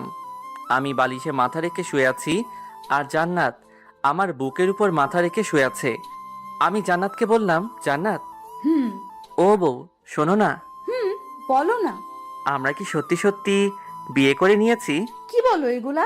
বিয়ে করে মিশন কমপ্লিট করে এখন বলছো আমরা কি সত্যি সত্যি বিয়ে করেছি? আমার না বিশ্বাসই হচ্ছে না যে আমরা মিশনটা পর্যন্ত কমপ্লিট করে ফেলেছি। কি থেকে কি হয়ে গেল, তাই না? জি না, আমি চেয়েছি বলেই বিয়েটা হলো, বুঝলে? তার মানে তুমি এই সিচুয়েশনে না পড়লে বিয়েটা করতে না? করতাম কি করতাম না সেটা না হয় কাল সকালেই জানতে পারবে। হুম। হুম। এখন ভালো ছেলের মতো তোমার এই পেতনি বউটাকে শক্ত করে জড়িয়ে ধরে ঘুমাও তো, অনেক রাত হয়ে গেছে। হুম বউ, তুমি শুধু আমার পেতনি বউ না, আমার দুষ্টু মিষ্টি আদরের বউ। হয়েছে হয়েছে, আর পাম মারতে হবে না। নাও এবার ঘুমাও। আমি আর কথা না বলে জান্নাতকে দু বাহুদয়ের মধ্যে আগলে নিয়ে তার কপালে একটা ভালোবাসার পরশ এঁকে দিলাম। জান্নাত আমার বুকের উপর মুখ লুকিয়ে ঘুমিয়ে পড়ল। এই মেয়েটা কিছুদিন আগেও কি ঝগড়াটাই না করলো আমার সাথে, আর এখন আমার বুকে মুখ লুকিয়ে আমাকে শক্ত করে জড়িয়ে ধরে ঘুমিয়ে আছে। এমনভাবে ধরে আছে যেন ছেড়ে দিলেই আমি হারিয়ে যাব। ঘুমন্ত পরীটাকে বুকের সাথে আরো শক্ত করে জড়িয়ে নিয়ে আমিও ঘুমের দেশে পা বাড়ালাম। সকালে নাকের মধ্যে কেমন যেন সুরসুরি অনুভব করলাম। সাথে সাথে হাঁচি দিয়ে চোখ খুলে তাকিয়ে দেখি জান্নাত আমার পাশে বসে হাসছে। অনেক রাগ হলেও তার হাসিতে যেন আমি আবারও তার প্রেমে পড়ে গেলাম। জান্নাত হাসতে হাসতে বলল, এই যে মিস্টার বর, ঘুম ভাঙলো তাহলে? ফজরের আজান যে হয়ে গেছে সেদিকে খেয়াল নেই। ওঠো ওঠো, তাড়াতাড়ি উঠে ফ্রেশ হয়ে অজু করে আগে নামাজ পড়ে নেন, তারপর না হয় আবার ঘুমায়েন। আর একটু ঘুমাই না বউ, তারপর নামাজ আদায় করে নেই। না না, তা হচ্ছে না, ওঠো বলছি। তারপর উঠে নামাজ আদায় করে এসে জান্নাতকে আবার বুকে নিয়ে ঘুমিয়ে গেলাম। কিছুক্ষণ পরে মনে হলো কেউ যেন দরজায় ঠকঠক করছে। কে? ভাইয়া, আমি আলিফ। আর কতক্ষণ ঘুমাবি? এবার তো ওঠো, আম্মু খাবার জন্য ডাকছে তো। খালামণিকে বল আসছি। তুই এখন যা তো ভাই, 5 মিনিট লাগবে আমার। তারপর আলিফ চলে গেল। আমি জান্নাতকে নিয়ে দরজা খুলে বের হলাম। তারপর যা দেখলাম তার জন্য মোটেও প্রস্তুত ছিলাম না, কারণ আমার সামনে দাঁড়িয়ে আছে আম্মু, আব্বু, ভাইয়া আর ভাবি। আমি তাদের দেখে একদম থ হয়ে গেলাম। এরা এখানে কিভাবে আসলো? আমি ভয়ে ভয়ে আম্মুর দিকে তাকিয়ে বললাম, আম্মু বিশ্বাস করো, আমরা কিছুই করি নাই। আর আম্মু, আমি এসব করতে চাই নাই। এই জান্নাত আমাকে ব্ল্যাকমেইল করে ওইসব করতে বাধ্য করেছে। আমার এমন হ্যাবলা মার্কা মুখ দেখে সবাই ফিক করে হেসে দিল, আর জান্নাত গিয়ে আম্মুকে জড়িয়ে ধরলো। কি হচ্ছে এসব? আমরা সব আগে থেকেই জানতাম রে গাধা। অমন মুখ বানিয়ে আছিস কেন? জানতে মানে? কি জানতে তোমরা? তোর সাথে যে এই বিয়েটা হলো তা আমারই প্ল্যান ছিল। তোকে তোর খালামণির বাড়িতে আসতে বলা আর জান্নাতকে তোকে ব্ল্যাকমেল করছে, সেটাও আমারই প্ল্যান ছিল। কি বলছো এগুলো আম্মু? তোমার প্ল্যান ছিল মানে? তোমরা বললে কি আমি জান্নাতকে বিয়ে করতাম না? আর এগুলো কেন করলে? আমি তো তাই বুঝতে পারছি না। তুই আমাদেরকে ভুল বুঝছিস, আগে কথাটা শোন। ধুর, তুমি থাকো তোমার ভুল বোঝা নিয়ে। আমায় কেউ বিরক্ত করবে না। আমার মাথায় যেন কিছুই খেলছে না। ওখানে আর থাকলাম না, কারণ আমার প্রচন্ড রাগ উঠে গেছে। আর আমার রাগ উঠলে আমি কি করি নিজেও জানি না। আমার থেকে কেন লুকাতে হবে এগুলো? আমাকে বললে আমি কি জান্নাতকে বিয়ে করতাম না নাকি? আমিও তো জান্নাতুলকে ভালোবাসি। আমি যখন সবার সামনে থেকে চলে আসলাম তখন জান্নাত আমার পিছু পিছু আসতে লাগলো। মা তুই কোথায় যাস? আম্মু দেখলে তো তোমার ছেলে কতটা রেগে গেছে। আমি যাই, তার রাগ আগে ভাঙিয়ে আসি। আর আম্মু, আমি তোমাদের আগেই বলেছিলাম আজিজকে না জানিয়ে এসব করলেও রেগে যাবে। আমি জানি রে মা, আমার ছেলেটা একটু বেশি বদমেজাজি, আর আমরা তো ওর ভালোর জন্যই ওকে কিছু জানাই নেই। আজ যখন জানতে পারবে আমার জন্যই ওর বদমেজাজটা একটু কমেছে, তখন দেখবি সব ঠিক হয়ে যাবে। কিন্তু আম্মু, এখন আমি কি করব? তোর কিছুই করতে হবে না রে মা। 2 ঘন্টা পর আমি রুমে শুয়ে আছি। কে যেন দরজাটা খুলে ভেতরে আসলো। তাকিয়ে দেখি জান্নাত, হাতে খাবারের থালা। আমার কাছে এসে, ওঠো, খেয়ে নিবে। সেই সকাল থেকে এখনো কিছুই খাওনি। কি হলো? আমি কিছু বলছি। আমিও কিন্তু এখনো কিছুই খাইনি। আর আম্মু আমাদের ভালোর জন্যই এগুলো করেছে। আর কেন করেছে শুনবে? ওকে, কথা যখন বলবেই না তাহলে শোনো।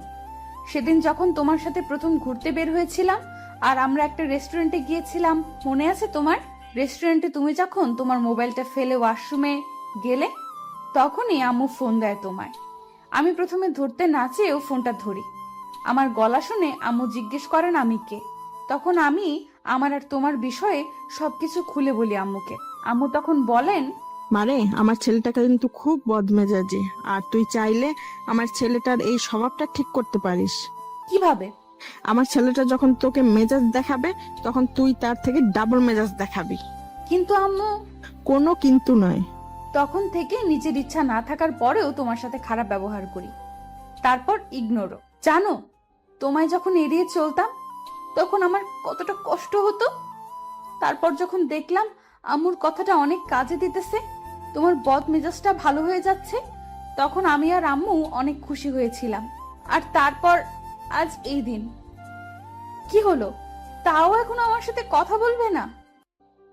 ও, বুঝতে পেরেছি, তুমি তো এখন আর আমাকে ভালোই বাসো না, তো কথা বলছো না। ঠিক আছে, তুমি যখন আমাকে ভালোবাসো না আর কথাও বলবে না, তাহলে আমিও আর তোমার কাছে পড়ে থাকবো না, এখনই চলে যাব। বলেই জান্নাত যেই পা বাড়াবে অমনি ওর হাতটা ধরে এক টানে আমার বুকের উপর নিয়ে এসে, খুব সাহস হয়েছে না? আমাকে ইগনোর করা হয়েছে এতদিন, এখন আবার আমাকে ছেড়ে চলে যাবে না? খুব বার বেড়েছে তোমার, তাই না? আমাকে না জানিয়ে এক পা বাড়ির বাহিরে বের করলে একদম পা ভেঙে হাতে ধরিয়ে দিব। তুমি তো এখন আমায় ভালোই বাসো না, তাই তো কথা বলছো না আমার সাথে। ঠিক আছে, তোমার আর আমার সাথে কথা বলতে হবে না। আমি আর এখানে পড়ে থাকবো না, চলে যাবো আজই, আর এক্ষুনি। তুই জানিস, তোর সাথে যখন আমি কথা বলতে যেতাম আর তুই আমাকে এড়িয়ে চলতি, তখন আমার কতটা কষ্ট হতো। মনে হতো নিজেকে শেষ করে দেই। কিন্তু যখন আম্মু আব্বু ভাইয়ার কথা মনে হতো, তখন আর কিছুই করতে পারতাম না। আবার মনে হতো তুই যদি আবার আমার কাছে ফিরে আসিস আর আমাকে যদি না পাস, তখন তো তুই কষ্ট পাবি। আমি যে তোকে কষ্ট দিতে পারতাম না রে পাগলি। আমি যে তোকে অনেক ভালোবাসি রে। কেমনে থাকতাম তোকে ছাড়া বল? কথাগুলো বলে জান্নাতের দিকে তাকিয়ে দেখি মেয়েটা আমার বুকের মধ্যে মুখ লুকিয়ে কান্না করছে। একটু বেশি বলে ফেললাম নাকি? তাই আবার মজা করে বললাম, তুমি আমাকে ছেড়ে চলে যাবে তাই না জান্নাত? ওকে যাও, তোমাকে ছাড়া তো 3টা মাস থেকেই আসি, আর বাকি জীবনটা না হয় তোমার স্মৃতি নিয়েই বেঁচে থাকবো। আর আমারও অভ্যাস হয়ে গেছে তোমাকে ছাড়া থাকতে থাকতে। যাও যাও, তুমি লাগবে না তোমাকে আমার। কথাটা বলতেই জান্নাত আমাকে আরো শক্ত করে জড়িয়ে ধরে হাউমাউ করে কান্না করে দিল। আমাকে তাড়িয়ে দিবে আজিজ? এইবার আমি তোমার থেকে আলাদা হলে মনে হয় আর বাঁচবো না আজিজ। আমি সত্যি সত্যি মরে যাব। তুমি জানো আজিজ, তোমাকে যখন এড়িয়ে চলতাম, ইচ্ছে না থাকা সত্ত্বেও তোমার থেকে যখন দূরে দূরে থাকতাম, তখন আমার কতটা কষ্ট হতো। মনে হতো আমার বুকের মধ্যে থেকে কেউ যেন আমার কলিজাটা বের করে নিচ্ছে। তারপরও তোমার থেকে দূরে থাকতাম তোমার ভালোর জন্য, আমাদের ভালোর জন্য। আমাকে তাড়িয়ে দিও না আজিজ, আমি যে তোমাকে ছাড়া বাঁচবো না। জান্নাতের গায়ে যতটা সম্ভব শক্তি আছে, সব শক্তি দিয়ে আমাকে জড়িয়ে ধরে কথাগুলো বলল। তুমি তো বললে আমার কাছে থাকবে না, চলে যাবে। সে তো তুমি আমার সাথে কথা বলছিলে না বলে তার জন্য বললাম। আচ্ছা ঠিক আছে, আমি যদি কখনো তোমাকে ছেড়ে চলে যেতে চাই, তাহলে তুমি আমার হাত পা ভেঙে দিও, কেমন? তাও আমাকে তোমার কাছ থেকে যেতে দিবে না। ইস, শখ কত! আমার এত সুন্দর বউটার নাকি হাত পা ভেঙে দিব, তখন তোমাকে কেমন কেমন দেখাবে না? আর লোকে তখন আমাকে কি বলবে? বলবে, দেখ আজিজের বউটাকে কেমন দেখা যায়, একদম পেতনি। বললে বলুক, তাতে আমার কি? সেটা তো আর আমাকে বলবে না, তোমাকেই বলবে। আর তার জন্যই যদি আমাদেরকে কেউ আলাদা করতে না পারে, তাহলে আমার হাত পা ভাঙতে কোনো সমস্যা নাই। আমাদেরকে এমনিতেই কেউ আলাদা করতে পারবে না রে পাগলি, সে শক্তি কারো আছে নাকি আল্লাহ তাআলা বাদে? আর যে আলাদা করতে আসবে আমি তারই হাত পা ভেঙে দিব না? আমিও ভেঙে দিব। ঠিক আছে, দিও। হুম এই বউ, আমার কিন্তু অনেক ক্ষুধা লেগেছে। হুম তোমার জন্য তো খাবার এনে রেখেছি, টেবিলে আছে, খেয়ে নাও। না থাক, খাবো না। খাবে না কেন? এই তো বললে তোমার নাকি অনেক ক্ষুধা লেগেছে। লেগেছে তো। তবে খাবে না কেন? কেউ একজন যদি খাইয়ে দিত তাহলে খাইতাম। তো সেই কেউ একজন তোমাকে না করেছে যে সে খাইয়ে দিবে না? বললেই তো হয় তুমি আমার হাতে খাবে। সেই কেউ একজন কি বোঝে না তারও তার বউয়ের হাতে খেতে ইচ্ছে করে? হয়েছে হয়েছে, আর ন্যাকামি করতে হবে না। আসো খাইয়ে দেই আমার বরটাকে। তারপর জান্নাত আমাকে খাইয়ে দিতে লাগলো আর আমি খাইতে লাগলাম। ওহ ভাই, জানেন না বউয়ের হাতে খেতে কতটা মজা। যে বউয়ের হাতে খাবার খায় সেই শুধু জানে এর হাতের খাবার একদম যেন অমৃত। দুঃখের বিষয়, আমি এখনো ছোট্ট বাচ্চা, একটা ছেলে, সবেমাত্র এসএসসি দিলাম, বিয়ে করা তো দূরের কথা, বউ পামু কই? জান্নাত আমাকে খাইয়ে দিতেছে আর আমার মুখের দিকে তাকিয়ে আছে। তার তাকিয়ে থাকা দেখে বুঝতে পারলাম ওরও অনেক ক্ষুধা লেগেছে। মেয়েটাও তো সারাদিন কিছু খায়নি, তাই আমিও এক লোকমা খাবার নিয়ে জান্নাতের মুখের কাছে ধরলাম। সাথে সাথে মেয়েটা খাবার মুখে নিয়ে নিল, যেন সেই অপেক্ষাতেই ছিল আমি কখন তাকে খাবার খাইয়ে দেই। খাবার মুখে নিতেই জান্নাতের চোখ দিয়ে পানি গড়িয়ে পড়ল। এটা কোনো দুঃখের পানি দেখলাম না, এটা যেন রাজ্য জয়ের আনন্দের চোখের পানি। সবার বউই চায় তার স্বামী তাকে একটু কেয়ার করবে, একটু ভালোবাসবে। খাবার সময় আবদার করে বর তার বউকে বলবে, তুমি আমাকে খাইয়ে না দিলে আমি খাবই না। বউ যখন তার স্বামীকে খাইয়ে দেবে, তার স্বামীও তখন তার বউকে খাইয়ে দেবে। এতটুকুই। বউদের তখন আর কিছুই যেন চাই না, এতেই নিজেকে যেন রানী মনে করেন। কথাগুলো ভাবতে ভাবতে আমাদের খাওয়া শেষ। তারপর আমার ফোনটা বেজে উঠল। বউ। ইউ। ও বউ, কি? আমার ফোনটা একটু এনে দাও না গো, টেবিলের উপর থেকে। পারবো না, নিজেটা নিজেই নিয়ে নাও। থাক, তোমার আনতে হবে না, আমি নিয়ে নেই। ফোনটা হাতে নিয়ে দেখি অচেনা নাম্বার। ধরার পরে, হ্যালো, আসসালামু আলাইকুম, কে বলছেন? ভাইয়া, আমি রাফি বলছিলাম, আপনার কলেজের ছোট ভাই। ও রাফি, ভাই বল। ভাইয়া, আপনাদের তো কালকে ফর্ম ফিল আপের লাস্ট ডেট। ও হ্যাঁ, তাই তো, ধন্যবাদ ভাই, আমার তো মনেই ছিল না। আরে ভাই, ধন্যবাদ দেওয়ার কি আছে? আমি রাখি তাহলে, কাল দেখা হবে। কে ফোন দিয়েছিল গো? রাফি কলেজের ছোট ভাই, কাল একবার কলেজে যেতে হবে, ফর্ম পূরণ করতে হবে। ও, তাহলে আর দেরি করো না। পরের দিন সকাল 7টা, জান্নাতের কপালে চুমু এঁকে দিয়ে ভার্সিটির উদ্দেশ্যে রওনা দিলাম। কলেজের মধ্যে ঢুকতেই আমার চোখ কপালে উঠে গেল। আমি ভাবতেও পারি নাই কলেজে ঢুকেই প্রথমে এই মেয়েটার সম্মুখীন পড়তে হবে, কারণ আমার সামনে রিয়া দাঁড়িয়ে আছে। আমি রিয়াকে দেখেও না দেখার মতো করে রিয়াকে পাশ কাটিয়ে যেতে লাগলাম। অমনি রিয়া, ওই আজিজ, দাঁড়াও। আমি দাঁড়িয়ে গেলাম আর রিয়া এক প্রকার দৌড়ে আমার কাছে চলে আসলো। কেমন আছো আজিজ? ভালো, তুমি? খুবই ভালো। আচ্ছা আজিজ, শুনলাম তুমি নাকি জান্নাতকে বিয়ে করেছো। হুম। কাজটা কি তুমি ঠিক করলে আজিজ? মানে কি বলতে চাচ্ছ তুমি? মানে কিছু না। আচ্ছা আজিজ, একটা কথা বলো তো, জান্নাতের মধ্যে কি এমন পেলে যা আমার কাছে ছিল না? জান্নাত তোমায় কি এমন সুখ দিতেছে যা আমি তোমায় দিতে পারতাম না? আমি কি তোমাকে জান্নাতের থেকে বেশি আমি তোমায় সুখ দিতে পারতাম? রিয়া, তুমি একটু বেশি বলে ফেলছো না? বেশি বলিনি আজিজ, তুমি হয়তো জানো না, এই কলেজের শুধু স্টুডেন্টরাই আমার জন্য পাগল না, অনেক স্যারও আছে যারা আমার জন্য পাগল, আর আমি শুধুই তোমার জন্য পাগল। ছি রিয়া, তুমি কি সত্যি পাগল হয়ে গেলে নাকি? কি বলো এগুলা? হ্যাঁ হ্যাঁ, আমি পাগল হয়ে গেছি, তোমার জন্য পাগল হয়ে গেছি।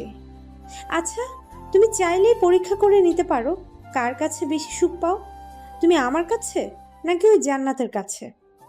এসো, আমার সাথে এসো। কমন রুমে? তোমাকে দেখিয়ে নিয়ে আসি কে বেশি সুখ দিতে পারে। বলেই রিয়া আমার হাত ধরে টানতে লাগলো। আমি রিয়ার হাতটা ছাড়িয়ে রিয়াকে একটা গালে থাপ্পড় মেরে বললাম, ছি রিয়া, তোমার মন মানসিকতা এতটা নীচ? তোমাকে আমি একটা ভালো মেয়ে মনে করেছিলাম, কিন্তু তুমি তুমি আমাকে মারলে আজিজ? তুমি হয়তো জানো না আজিজ, আমি যা চাই তাই পাই, দরকার পড়লে জোর করে আদায় করে নেই, আর যদি তাও না পাই তাহলে কাউকে পেতে দেই না। এমন কমন ডায়লগ সবাই দেয়, আমিও তোমাকে তার ব্যতিক্রম মনে করি না। আমি কি জিনিস তুমি এখনো জানতে পারোনি আজিজ। তুমি কি করতে চাচ্ছ? Wait and see. Oh sorry, তুমি তো বেশিক্ষণ দেখতেও পারবে না। ওই তোরা কোথায়, চলে আয়। সাথে সাথে অনেকগুলা ছেলে এসে আমাকে চারদিক দিয়ে ঘিরে নিল। তাদের সকলের হাতে হকি স্টিক আর স্ট্যাম্প। কয়েকটা ছেলেকে দেখে চিনতে পারলাম ওরা রিয়ার কাজিন হয়। দাঁড়িয়ে দাঁড়িয়ে কি তোরা তামাশা দেখবে নাকি কাজ শুরু কর? হ্যাঁ আপু, কাজ শুরু করছি। বলেই আমার পায়ের হাঁটুর গিরাতে একটা বাড়ি মারল। তাল সামলাতে না পেরে মাঠের মধ্যে পড়ে গেলাম। কি হলো, তোরা থামলি কেন? ওর এমন অবস্থা করবি যাতে বুঝতে পারে এই রিয়ার কথা না মানলে কি হয়। তারপর সবাই মিলে আমাকে মারতে লাগলো। ক্যাম্পাসের সবাই আমার দিকে তাকিয়ে আছে, কিন্তু কেউই এগিয়ে আসতে সাহস পাচ্ছে না। আমি যে ব্যথাতে বারবার চিৎকার করে উঠছি, মাগো ও মাগো, কিন্তু আমার চিৎকার সবার কানে পৌঁছালেও কেউ যেন শুনতে পাচ্ছে না। এতক্ষণ আমাকে মারতে দেখছিল কলেজের ছোট ভাই রাফি, তাই রাফি তাড়াতাড়ি করে বুলবুল রে ফোন দেয়। হ্যালো বুলবুল ভাইয়া। হ্যাঁ রাফি বল। রাফি কি হয়েছে? তোর কণ্ঠ এমন শোনা যাচ্ছে কেন? বুলবুল ভাইয়া, আজিজ ভাইয়াকে রিয়া আপুর কলিগরা। আজিজ? কি হয়েছে আজিজের? তুই এখন কোথায়? আর আজিজ কি তোর কাছেই আছে? কি হলো বলছিস না কেন? কলেজ ক্যাম্পাসে। তুই চিন্তা করিস না ভাই, আমি আসছি। তুই রাহাত, সুমন আর আমাদের ক্লাবের সকলকে খবর দে, আমি আসছি। বুলবুল এক প্রকার পাগলের মতো দৌড় দিতে লাগলো। রাফি এদিকে রাহাত, সুমন আর তাদের ক্লাবের সকলকে খবর দিয়ে দেয়। সকলে ছুটে চলে আসে কলেজে। এসে দেখে আজিজ জ্ঞান হারিয়ে মাঠের মধ্যে পড়ে আছে। তবুও রিয়ার কাজিনরা আজিজকে মেরেই যাচ্ছে। বুলবুলদের দেখে রিয়া পালিয়ে যেতে লাগলে তাদের কলেজের আসিয়া নামের একটা মেয়ে রিয়াকে ধরে ফেলে, আর সাথে তার বান্ধবীরাও। এদিকে বুলবুল, সুমন, রাহাত ও তাদের বন্ধুরা রিয়ার কাজিনদের উড়াধুরা মারতে থাকে। কিছুক্ষণ পর পুলিশ চলে আসে সেখানে এবং সবকিছু পর্যবেক্ষণ করে রিয়া ও তার কাজিনদের ধরে নিয়ে যায়। এদিকে জ্ঞান হারিয়ে মাঠের মধ্যে পড়ে আছে আজিজ। তার মাথায় আঘাত করার কারণে মাথা দিয়ে প্রচন্ড পরিমাণে রক্ত বের হচ্ছে। বুলবুলরা তাড়াতাড়ি করে আজিজকে হসপিটালে নিয়ে যায়। তারপর আজিজের বাড়িতে তার ভাবির নাম্বার ফোন করে বুলবুল। হ্যালো, কে বলছেন? ভাবি, আমি বুলবুল, আজিজের বন্ধু। হ্যাঁ, কি হয়েছে? তোমরা কাঁদছো কেন? কে ফোন করেছে রে আপু? বুলবুল। দে দেখি, আমাকে দে ফোনটা। হ্যালো বুলবুল ভাইয়া, কি হয়েছে? কাঁদছেন কেন? জান্নাত, আজিজকে ওরা। আজিজের নাম শুনেই জান্নাতের গলা শুকিয়ে যায়। ভাইয়া, আজিজের কি হয়েছে বলুন প্লিজ। কাঁদবেন না ভাইয়া, বলুন প্লিজ। জান্নাত বুলবুলের কথা শুনে হাতে থেকে ফোনটা পড়ে যায় এবং এক চিৎকার দিয়ে সাথে সাথে ফ্লোরে পড়ে গিয়ে জ্ঞান হারিয়ে ফেলে। জান্নাতের চিৎকার শুনে বাড়ির সবাই একত্রিত হয়ে যায়। জান্নাতুল, এই জান্নাত, কি হলো তোর? কথা বল। বুলবুল ভাই, কি হয়েছে ভাই? কি হলো বৌমা, কথা বলো। সব খুলে বলার পর কেউ আর এক মুহূর্ত দেরি করে না। জান্নাতের অজ্ঞান অবস্থাতেই তাদের সাথে করে হসপিটালে নিয়ে যায়। আজিজকে আইসিইউতে চিকিৎসাই করা হচ্ছে। জান্নাতের জ্ঞানও ফিরে এসেছে। জান্নাত হসপিটালের এক কোণে বসে কান্না করে যাচ্ছে। জান্নাত যেন পাগল হয়ে গেছে, কি করবে কিছুই ভেবে পাচ্ছে না। সবাই অধীর আগ্রহ নিয়ে পায়চারি করে যাচ্ছে কখন ডাক্তার বের হয়। প্রায় ঘন্টাখানিক পরে ডাক্তার বেরিয়ে আসলো। জান্নাত ডাক্তারকে দেখে দৌড়ে তার সামনে গিয়ে দাঁড়িয়ে পড়ল। জান্নাতের সাথে রাহাত, বুলবুল, সুমন ও আজিজের পরিবারের সবাই ডাক্তারকে ঘিরে নিল। ডাক্তার, আমার বরটা কেমন আছে ডাক্তার? খুব ভালো আছে তো ডাক্তার? আমার বরটার কিছু হয় নাই তো ডাক্তার? বলুন ডাক্তার, বলুন। আসলে আমরা কি আসলে আসলে করছেন? বলুন না ডাক্তার, আমার আজিজের কিছু হয় নাই তো? বলুন। জান্নাত ছোট বাচ্চাদের মতো এমনভাবে আবদার করছে যেন ডাক্তার মুখে বললেই সবকিছু ঠিক হয়ে যাবে। ডাক্তার বুলবুলের সামনে আসে। ডাক্তার বুলবুলের ছোটবেলার বন্ধু। কি হলো দোষ, কথা বলছিস না কেন? আমরা যথাসাধ্য চেষ্টা করেছি রে দোষ, কিন্তু কিছু করতে পারলাম না। আজিজকে খুব খারাপভাবে মারা হয়েছে, ওর হাত পায়ের শিরায় শিরায় বেশি মারা হয়েছে। আর সব থেকে যেটা খারাপ হয়েছে তা হলো মাথায় বাড়ি মারার কারণে ওর মস্তিষ্কে সজোরে আঘাত এনেছে। তাই আমাদের হাতে আর কিছু নেই রে দোষ। দোষ, আজিজের জ্ঞান কি ফিরেছে? না, আর 24 ঘন্টার মধ্যে আমরা জ্ঞান ফেরারেও কোনো সম্ভাবনা দেখছি না। আর আজের যে অবস্থাতে এখন আছে তাতে ওর সেন্স ফিরতে 24 ঘন্টা অথবা 1 মাস, 1 বছর, আবার নাও ফিরতে পারে। মানে আমি তোদের বোঝাতে চাচ্ছি আজিজ এখন কোমাতে চলে গেছে। ডাক্তারের কথা শুনে জান্নাত আবারও জ্ঞান হারিয়ে ফেলেন। সবাই মিলে জান্নাতকে নিয়ে আবার ব্যস্ত হয়ে পড়ে। জান্নাতকে একটা ক্যাবিনে নিয়ে রাখা হয়। জান্নাতের পাশে বসে আছেন জান্নাতের বোন।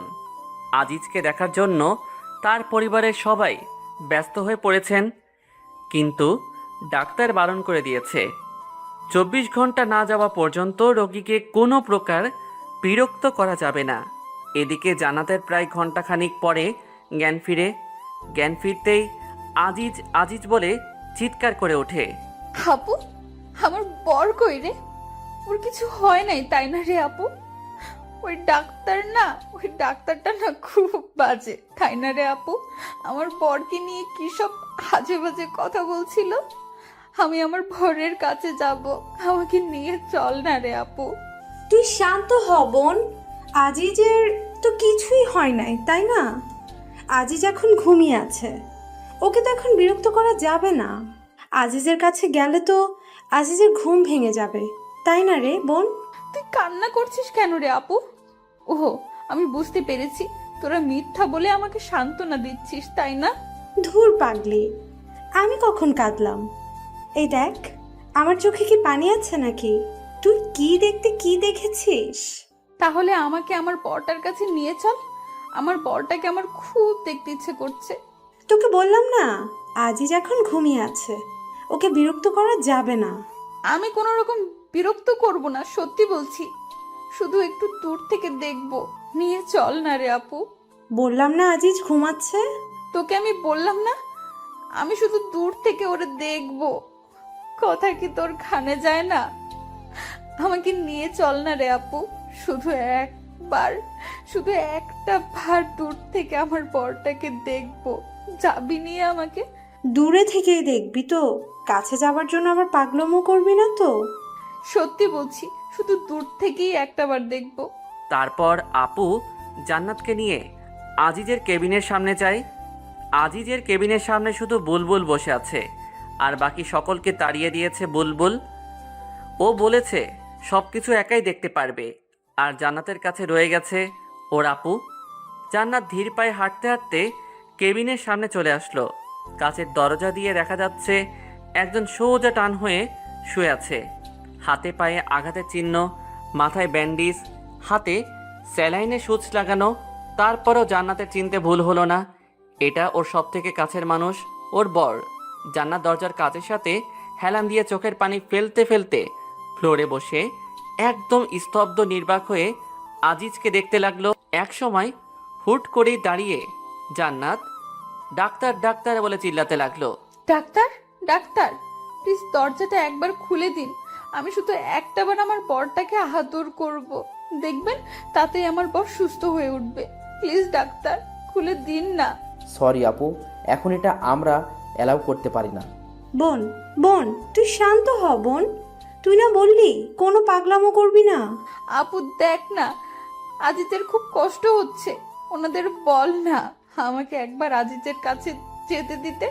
ভাইয়া, আপনি একবার ওদের বলুন না দরজাটা একবার খুলে দিতে। ডাক্তারটা তো আপনার বন্ধু হন, আপনার কথা শুনবে। প্লিজ ভাইয়া, একটাবার বলুন না। জান্নাত, জান্নাত তুমি শান্ত হও, আমি দেখছি কি করা যায়। দোষ, একটাবার কি জান্নাতের ভিতরে যেতে দেওয়া যায় না? দোস্ত দেখ, এতে হিতে বিপরীত হতে পারে। কিন্তু দোষ, একটাবার মেয়েটার কথা ভেবে দেখ, ও এখন কিসের মধ্যে দিয়ে যাচ্ছে। কিন্তু দোস্ত, কেন কিন্তু নয় দোষ, প্লিজ বিষয়টা একবার ভেবে দেখ। তারপর ডাক্তার কিছু একটা ভেবে দরজাটা খুলে দেন। জান্নাত আর এক মুহূর্ত দাঁড়িয়ে না থেকে দৌড়ে ভিতরে চলে যায়। আজিজের ঠিক পা বরাবর গিয়ে দাঁড়ায়, তারপর বসে পা দুটো জড়িয়ে ধরে। তুমি আমার সাথে মজা করছো তাই না বর? তোমাকে জানাই নাই যে আমাদের সম্পর্কের কথা সবাই জানে, তার জন্য আমার উপর অভিমান করে আছো তাই না বর? বিশ্বাস করো, আর কোনোদিন তোমার কাছ থেকে কোনো কথা লুকাবো না। প্লিজ একটা বার কথা বলো, একটা বার তোমার এই মুখ দিয়ে বলো না আমাকে যে তুমি আমার একটি মাত্র দুষ্টু মিষ্টি আদরের বউ। আমাকে বলো না আমি পেতনি বউ। কি বলবে না? দেখো এই পেতনিটার না খুব কষ্ট হচ্ছে। তুমি বলতে এই পেতনিটাকে তুমি কখনোই কষ্ট পেতে দিবে না, তাহলে কেন এই পেতনিটাকে কষ্ট পেতে দিতেছো? তুমি না সত্যিই খুব স্বার্থপর একটা মানুষ। কাল রাতেই না বললে আমাকে ছেড়ে কোনো দিন কোথাও যাবে না, আমাদেরকে কেউ আলাদা করতে পারবে না, যে আমাদের আলাদা করতে আসবে তারই হাত পা ভেঙে দিবে। তাহলে কেন আমাকে একা রেখে নিচেই চলে যাচ্ছ? বলো না, কথা বলো বর। তুমি আমার সাথে কথা না বললে কি হবে? আমি তোমাকে ছেড়ে কোথাও যাচ্ছি না, এই বলে দিলাম। আর আমি তো তোমার সাথে সব সময় কথা বলেই যাব। তুমি আমার সাথে কথা বলো আর নাই বলো। 5 মাস পর আজিজ এখনো সেই আগের মতনই আছে। জান্নাতের সাথে আর কোনো কথা বলে না, কিন্তু জান্নাত সব সময় আজিজের পাশেই থাকে আর সারাটা দিন ওর সাথে ভোগ ভোগ করেই যায়। এদিকে জান্নাতের আম্মু আজিজের আম্মুকে বলছেন, বেয়ান একটা কথা বলবো? জি বেআইন বলেন, এটা আবার জিজ্ঞেস করতে হবে কেন? বেয়ান দেখেন, আজই যেভাবে পড়ে আছে কম দিন তো হলো না। আর যে কথাটা বলতে চাইছি আপনি নিশ্চয়ই বুঝতে পারছেন। আমার মেয়ে জান্নাতের তো একটা ভবিষ্যৎ বলে কিছু আছে, তাই না বেয়ান? এভাবে আর কতদিন চলতে দেওয়া যায় আপনিই বলুন। আম্মু তুমি কি বলছো এসব?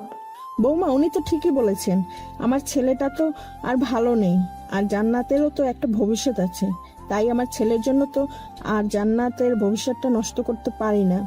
মা আপনি আম্মুর কথায় কিছু মনে করবেন না।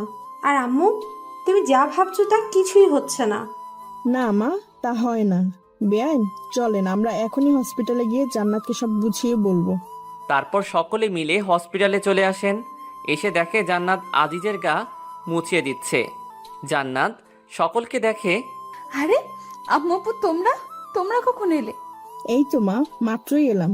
তুই কি করছিলি রে মা? দেখো না আম্মু, তোমাদের ছেলেটার নাকি অনেক গরম ধরেছে, ওর গাটা মুছে দিচ্ছিলাম। জান্নাতের কথা শুনে আজিজের আম্মু মুখ চেপে কান্না করে দেন। আরে আম্মু তুমি কাঁদছো কেন? দেখো না আমি কি কখনো কাঁদি না নাকি? কই মা, এই দেখ আমি একদম কাঁদছি না। মারে তোকে একটা কথা বলি। বলো। মারে তুই আর আমার এই আদমারা ছেলেটার সাথে কতদিন থাকবি বলতো? তোরও তো একটা ভবিষ্যৎ আছে তাই না রে মা? সেটাও তো ভাবতে হবে আমাদের। আজিজের আম্মু কথা শুনে জান্নাতের হাসি মাখা মুখখানা নিমেষে কালো হয়ে যায়। তুমি কি বলতে চাচ্ছ আম্মু? আমি আমার বরটাকে ছেড়ে চলে যাই, এটাই বলতে চাচ্ছ তাই না? হ্যাঁ রে মা, তুই একদম ঠিক ধরেছিস। আর কতদিন এই মিথ্যা জীবন কাটাবি বল? আম্মু তোমরা যদি ভেবে থাকো আমার বরের কাছ থেকে আমাকে আলাদা করবে, তাহলে ভুল ভাবছো। কিন্তু মা। কোনো কিন্তু না, তোমরা এখন এখান থেকে যাও তো, আমার ভালো লাগছে না। বিশেষ করে তোমাদেরকে এখানে আমার একদমই সহ্য হচ্ছে না। বের হও প্লিজ। জান্নাত তাদেরকে এক প্রকার ধাক্কাই বের করে দিল। তারপর আজিজের মুখ সামনে মুখ এনে কান্না করতে করতে একটা কথা, এই 5 মাসে জান্নাত একটা দিনও কাঁদে নাই। প্রথম দিন বাদে সে আজিজের সাথে থেকে নিজেকে সুখী মনে করত। আজকের প্রথম কান্না করছে। বর, হাই বর, তুমি ওদের কথা শুনেছো? ওরা তোমার কাছ থেকে আমাকে কেড়ে নিতে চায়, আমাদেরকে আলাদা করে দিতে চায়। তুমি না বলতে আমাদেরকে কেউ আলাদা করতে পারবে না, যে আলাদা করতে আসবে তুমি তার হাত পা ভেঙে দিবে। তাহলে এখন চুপ করে আছো কেন? চলো না আমরা দুজন মিলে ওদের হাত পা ভেঙে দিব। ওঠো না গো বর, ওঠো। ও এখন আমি বুঝতে পেরেছি তুমি তো এখন আর আমাকে ভালোই বাসো না, তাই না? তাই তো কিছু বলছো না, তাই না? ঠিক আছে, তোমার কিছুই করতে হবে না। যে আমাদের আলাদা করতে আসবে, আমি একাই তার হাত পা ভেঙে দিব। জান্নাত আজিজের মুখের কাছে মুখ এনে এগুলো বলছে আর কান্না করছে। জান্নাতের চোখের পানি আজিজের মুখে গিয়ে পড়ছে, কিন্তু আজিজ যেমন ঠিক তেমনই আছে। জান্নাতের কথাগুলো যেন সে শুনতেই পাচ্ছে না।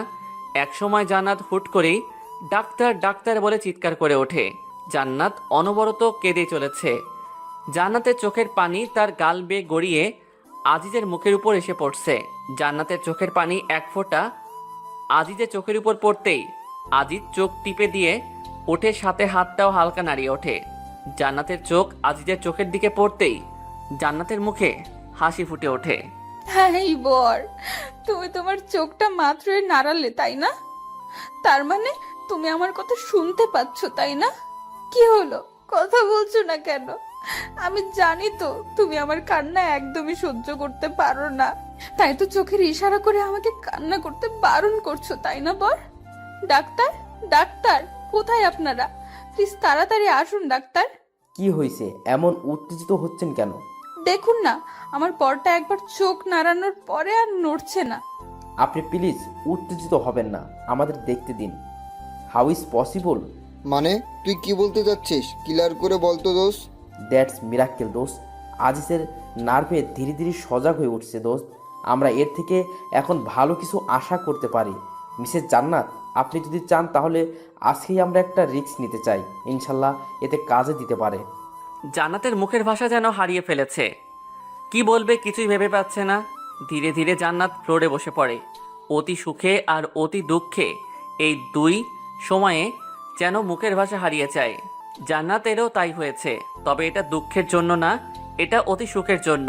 2 ঘন্টা পরে আইসিইউ এর দরজার সামনে ফ্লোরে বসে মুচকি মুচকি হাসছে জান্নাত।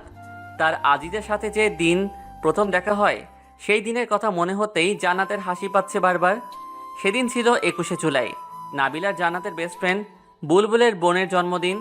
একটা ছেলে হ্যাবলার মতো জান্নাতের দিকে তাকিয়েছিল। জান্নাতের দিকে ওভাবে তাকিয়ে থাকা দেখতেই জান্নাত ছেলেটির সামনে গিয়ে, এই ছেলে, সমস্যা কি আপনার? জি আমাকে বলছেন? আপনাকে নয়তো এখানে আর কে আছে শুনি? আমার দিকে এমন হ্যাপলার মতো তাকিয়ে আছেন কেন? আমি কখন আপনার দিকে তাকালাম? আজিজের এমন চেহারা দেখে জান্নাতের হাসি পেয়ে গেল। একটা কিউট ছেলে ভয় পেয়ে গেলে যে তাকে আরো কতটা কিউট লাগে তা জান্নাত আজিজকে না দেখলে যেন বুঝতেই পারতো না। তারপরও জান্নাত হাসি লুকিয়ে মুখে আবারও রাগী ভাবে এনে আজিজকে বলল, দেখুন, একদম মিথ্যা বলার চেষ্টা করবেন না। এত সময় ধরে আমার দিকে তাকিয়ে থেকে এখন বলছেন তাকাইনি? আপনি ছেলেটা খুবই ফাজিল। সরি। ও, এখন ধরা পড়ে গেছেন, এজন্য সরি বলা হচ্ছে না? মেয়েদের দিকে হ্যাবলার মতো তাকিয়ে থাকতে লজ্জা করে না? আমি আপনার দিকে মোটেও ওভাবে তাকিয়েছিলাম না, আর তারপরেও সরি তো বললাম। তার মানে আপনি বলতে চাচ্ছেন আমি মিথ্যা বলছি? আর সরি বললে কি সব সমস্যার সমাধান হয়ে যায় নাকি? দেখুন মিস, আপনি কিন্তু এমনি এমনি ঝগড়া করছেন আমার সাথে। কি বললেন আপনি? আমি ঝগড়ুটে? আমি আপনার সাথে ঝগড়া করছি? আমি আপনাকে কখন ঝগড়ুটে বললাম?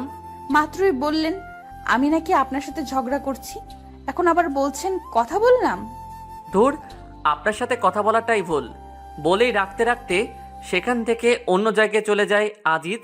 আর এদিকে জান্নাত হাসতে হাসতে যেন শেষ। কি ভিতর ছেলে রে বাবা, একটুতেই কেমন ভয় পেয়ে গেল। কিন্তু কথা বলতে ছেলেটা ভয় পেলে অনেক কিউট লাগে, একদম যেন কিউটের ডিব্বা। এরকম একটা কিউট ছেলেকেই তো খুঁজছিলাম এতদিন। এমন একটা কিউট বিএফ যদি আমার থাকতো, উফ, ভাবতেই কেমন কেমন লাগে। এখন যাই, ছেলেটাকে নাবিলার কাছ থেকে শুনে আসি। কি ঝগড়ুটে মেয়ে রে বাবা, একটু নাই তার দিকে তাকিয়েছিলাম, তাই বলে কি এভাবে পায়ে পাড়া দিয়ে ঝগড়া করবে নাকি? আমার জন্য সব মেয়েরা পাগল, আর এর দিকে তাকাতেই বাপরে বাপ। ভাগ্য ভালো এমন কোনো গার্লফ্রেন্ড আমার নেই, থাকলে তো জীবনটা তেনা তেনা বানিয়ে ছাড়তো। তবে গার্লফ্রেন্ড হলেও মন্দ হতো না, cause she is very cute girl. দোস্ত, এদিকে একটু শোন তো। বল। দোস্ত, ওই ছেলেটা কে রে? কোন ছেলেটাকে? ওই যে বুলবুল ভাইয়ের সাথে দাঁড়িয়ে দাঁড়িয়ে কথা বলছে সেই ছেলেটা। ও, ওইটা তো আজিজ ভাইয়া, ভাইয়ার বেস্ট ফ্রেন্ড। কেন রে, প্রেমে টেমে পড়ে গেলে নাকি আজিজ ভাইয়ার? ধুর, কিছু বলিস না। ছেলেটা আমার দিকে কেমন ড্যাব ড্যাব করে তাকিয়েছিল, তাই বললাম। কি, আজিজ ভাইয়া তাকিয়েছিল তোর দিকে? আমার বিশ্বাস হয় না। ভাইয়াকে দেখে পছন্দ হয়ে গেছে আর এখন আমার কাছে এসে ঢপ মারছিস, তাই না? তুই কি বলতে চাচ্ছিস? আমি দেখতে সুন্দরী না? আমার দিকে ছেলেটা তাকায় না, তাই তো? আমি কখন তোকে বললাম তুই সুন্দরী না? আমি তো বলছি আজিজ ভাইয়া কোনো মেয়ের দিকে ফিরেও তাকায় না, কিন্তু ভাইয়ার জন্য তো তাদের ভার্সিটির মেয়েরা আজিজ বলতে পাগল। ও, তাই বল। কি, প্রেমে পড়ে গেলি নাকি রে দোস্ত? তাতে একটু একটু পড়ে গিয়েছি রে দোস্ত। হেল্প কর না দোস্ত। ওকে ডান, বাট ট্রিট কিন্তু দিতেই হবে দোস্ত। ওকে, ট্রিট দিব, যা। কিন্তু এমন কিছু করবি যাতে তোর আজিজ ভাইয়া নিজে এসে আমাকে প্রপোজ করে। আমি কিন্তু প্রপোজ করতে যাব না। ওকে দোস্ত, তাই হবে। তুই শুধু দেখ কি করি। তারপর নাবিলা তার ভাই বুলবুলকে সব কিছু বুঝিয়ে বলে। বুলবুল প্রথমে রাজি না হতে চাইলেও পরে জান্নাতের রিকোয়েস্টে আর বোনের মুখের দিকে তাকিয়ে রাজি হয়ে যায়। তারপর বুলবুল আজিজকে কি যেন বলে, সব ম্যানেজ করে নেয়, কিন্তু তা আর জান্নাত ও নাবিলাকে কিছু বলে না। আর সেই দিনেই আজিজ জান্নাতকে প্রপোজ করে। কি রোমান্টিকভাবেই না প্রপোজ করেছিল সেদিন আজিজ জান্নাতকে। জান্নাত, এই জান্নাত, এত কি ভাবছিস বোন? হাসছিস কেন? আরে আপু, তুমি কখন এলে? আজিজের অপারেশন কি হয়ে গেছে? না, এখনো হয় নাই রে বোন। অপারেশন চলছে।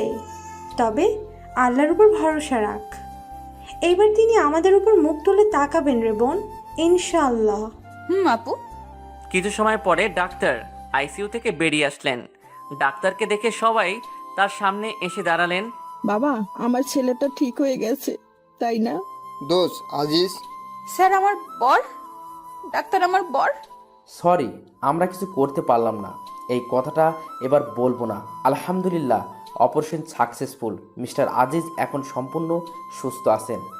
ডাক্তারের কথা শুনে সবার চোখ দিয়ে পানি বের হয়ে আসলো। তবে এটা কোনো দুঃখের পানি না, এটা হলো আনন্দের পানি। আমি আমার বরকে দেখবো ডাক্তার সাহেব, প্লিজ। অবশ্যই, কেন না। তবে ওনাকে এখন ঘুমের মেডিসিন দিয়ে ঘুম পাড়িয়ে রাখা হয়েছে।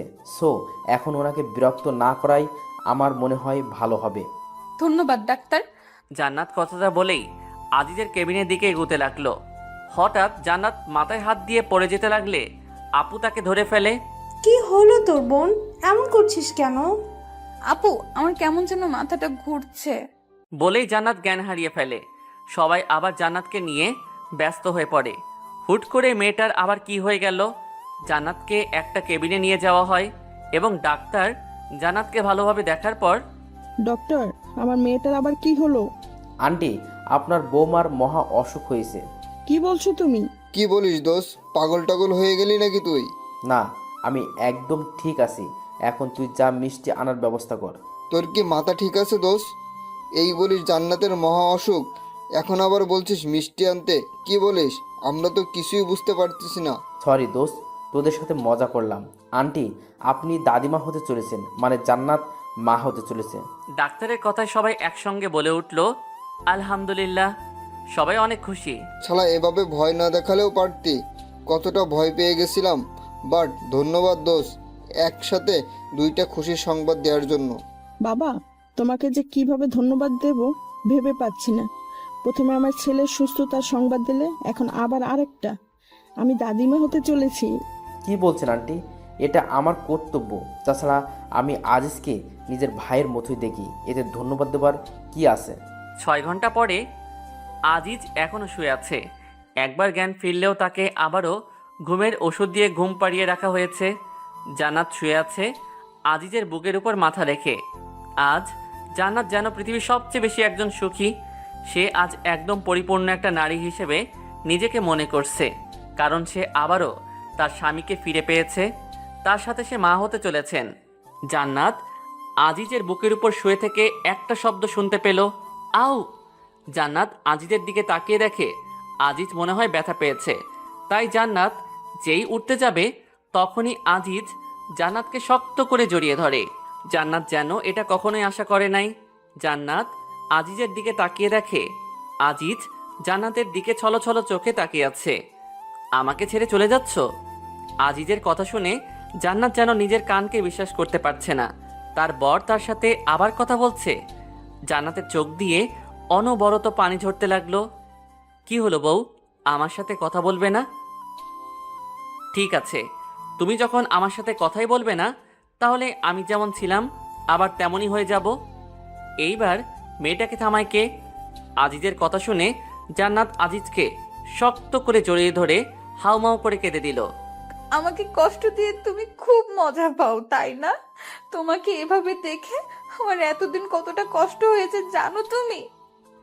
তবু আমি নিজের মনোবল হারাইনি। আমি জানতাম আমার বরটা একদিন ঠিকই সুস্থ হয়ে উঠবে। এই কয়েকদিনে একটা বারের জন্য তোমাকে আমার চোখের আড়াল করিনি। আর একবার আমাকে ছেড়ে যাবার কথা ভাবলে আমি নিজেই তোমার হাত পা ভেঙে দিব, এই বলে রাখলাম। আমার বউটা আমাকে এতটা ভালোবাসে? নিজের থেকেও বেশি। তোমার যদি কিছু হয়ে যেত তাহলে আমি নিজেই চলে যেতাম ওই না ফেরার দেশে। চুপ, একদম চুপ। আমার এই পেতনিটা থাকতে আমার কেউ কি কিছু করতে পারবে নাকি? আর আমি থাকতে আর আমার এই পেতনি বউটাকে কিছুই হতে দেব না রে। খুব বেশি যে ভালোবাসি আমার এই বউটাকে। হয়েছে হয়েছে, আর ন্যাকামি করতে হবে না। এতদিন আমাকে কষ্ট দিয়ে এখন আসছি এনে ভালোবাসা দেখাতে। ছাড়ো তো, আবার ব্যথা পাবে তুমি। না, পাবো না। আমি আমার বউটাকে কতদিন হলো আদর করি না, কিন্তু আজ আর ছাড়ছি না।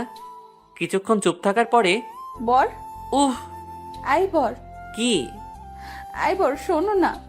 বউ, শুনেছি তো, বলো না। তুমি কি হতে চলেছো জানো? কি হতে চলেছি? তুমি বাবা হতে চলেছো আর আমি মা। কি? সত্যি বলছো তুমি? ধুর, মিথ্যা বলতে যাব কেন? আমি বাবা হব? আলহামদুলিল্লাহ। জান্নাত, তুমি আমাকে সব থেকে খুশি সংবাদ দিলে আজ। তো এখন আমার পাওনা আমাকে বুঝিয়ে দাও। কি চাও শুধু বলো। আপাতত এখন তোমার ঠোঁটটা হলেই হবে, আর বাকিগুলো পরে আমি নিজেই আদায় করে নিব। বাধা দিয়েছে কে? তোমার জিনিস তুমি বুঝে নাও। আমার জিনিস আমি নিবই তো। বলেই জান্নাত আমার ঠোঁটটা তার নিজের দখলে করে নিল। আমি যে একজন অসুস্থ ব্যক্তি সেই দিকে যেন জান্নাতের খেয়ালই নেই। সে নিজের মতো করে আমার ঠোঁটগুলো তার নরম কোমল ঠোঁট দিয়ে আদর করে যাচ্ছে।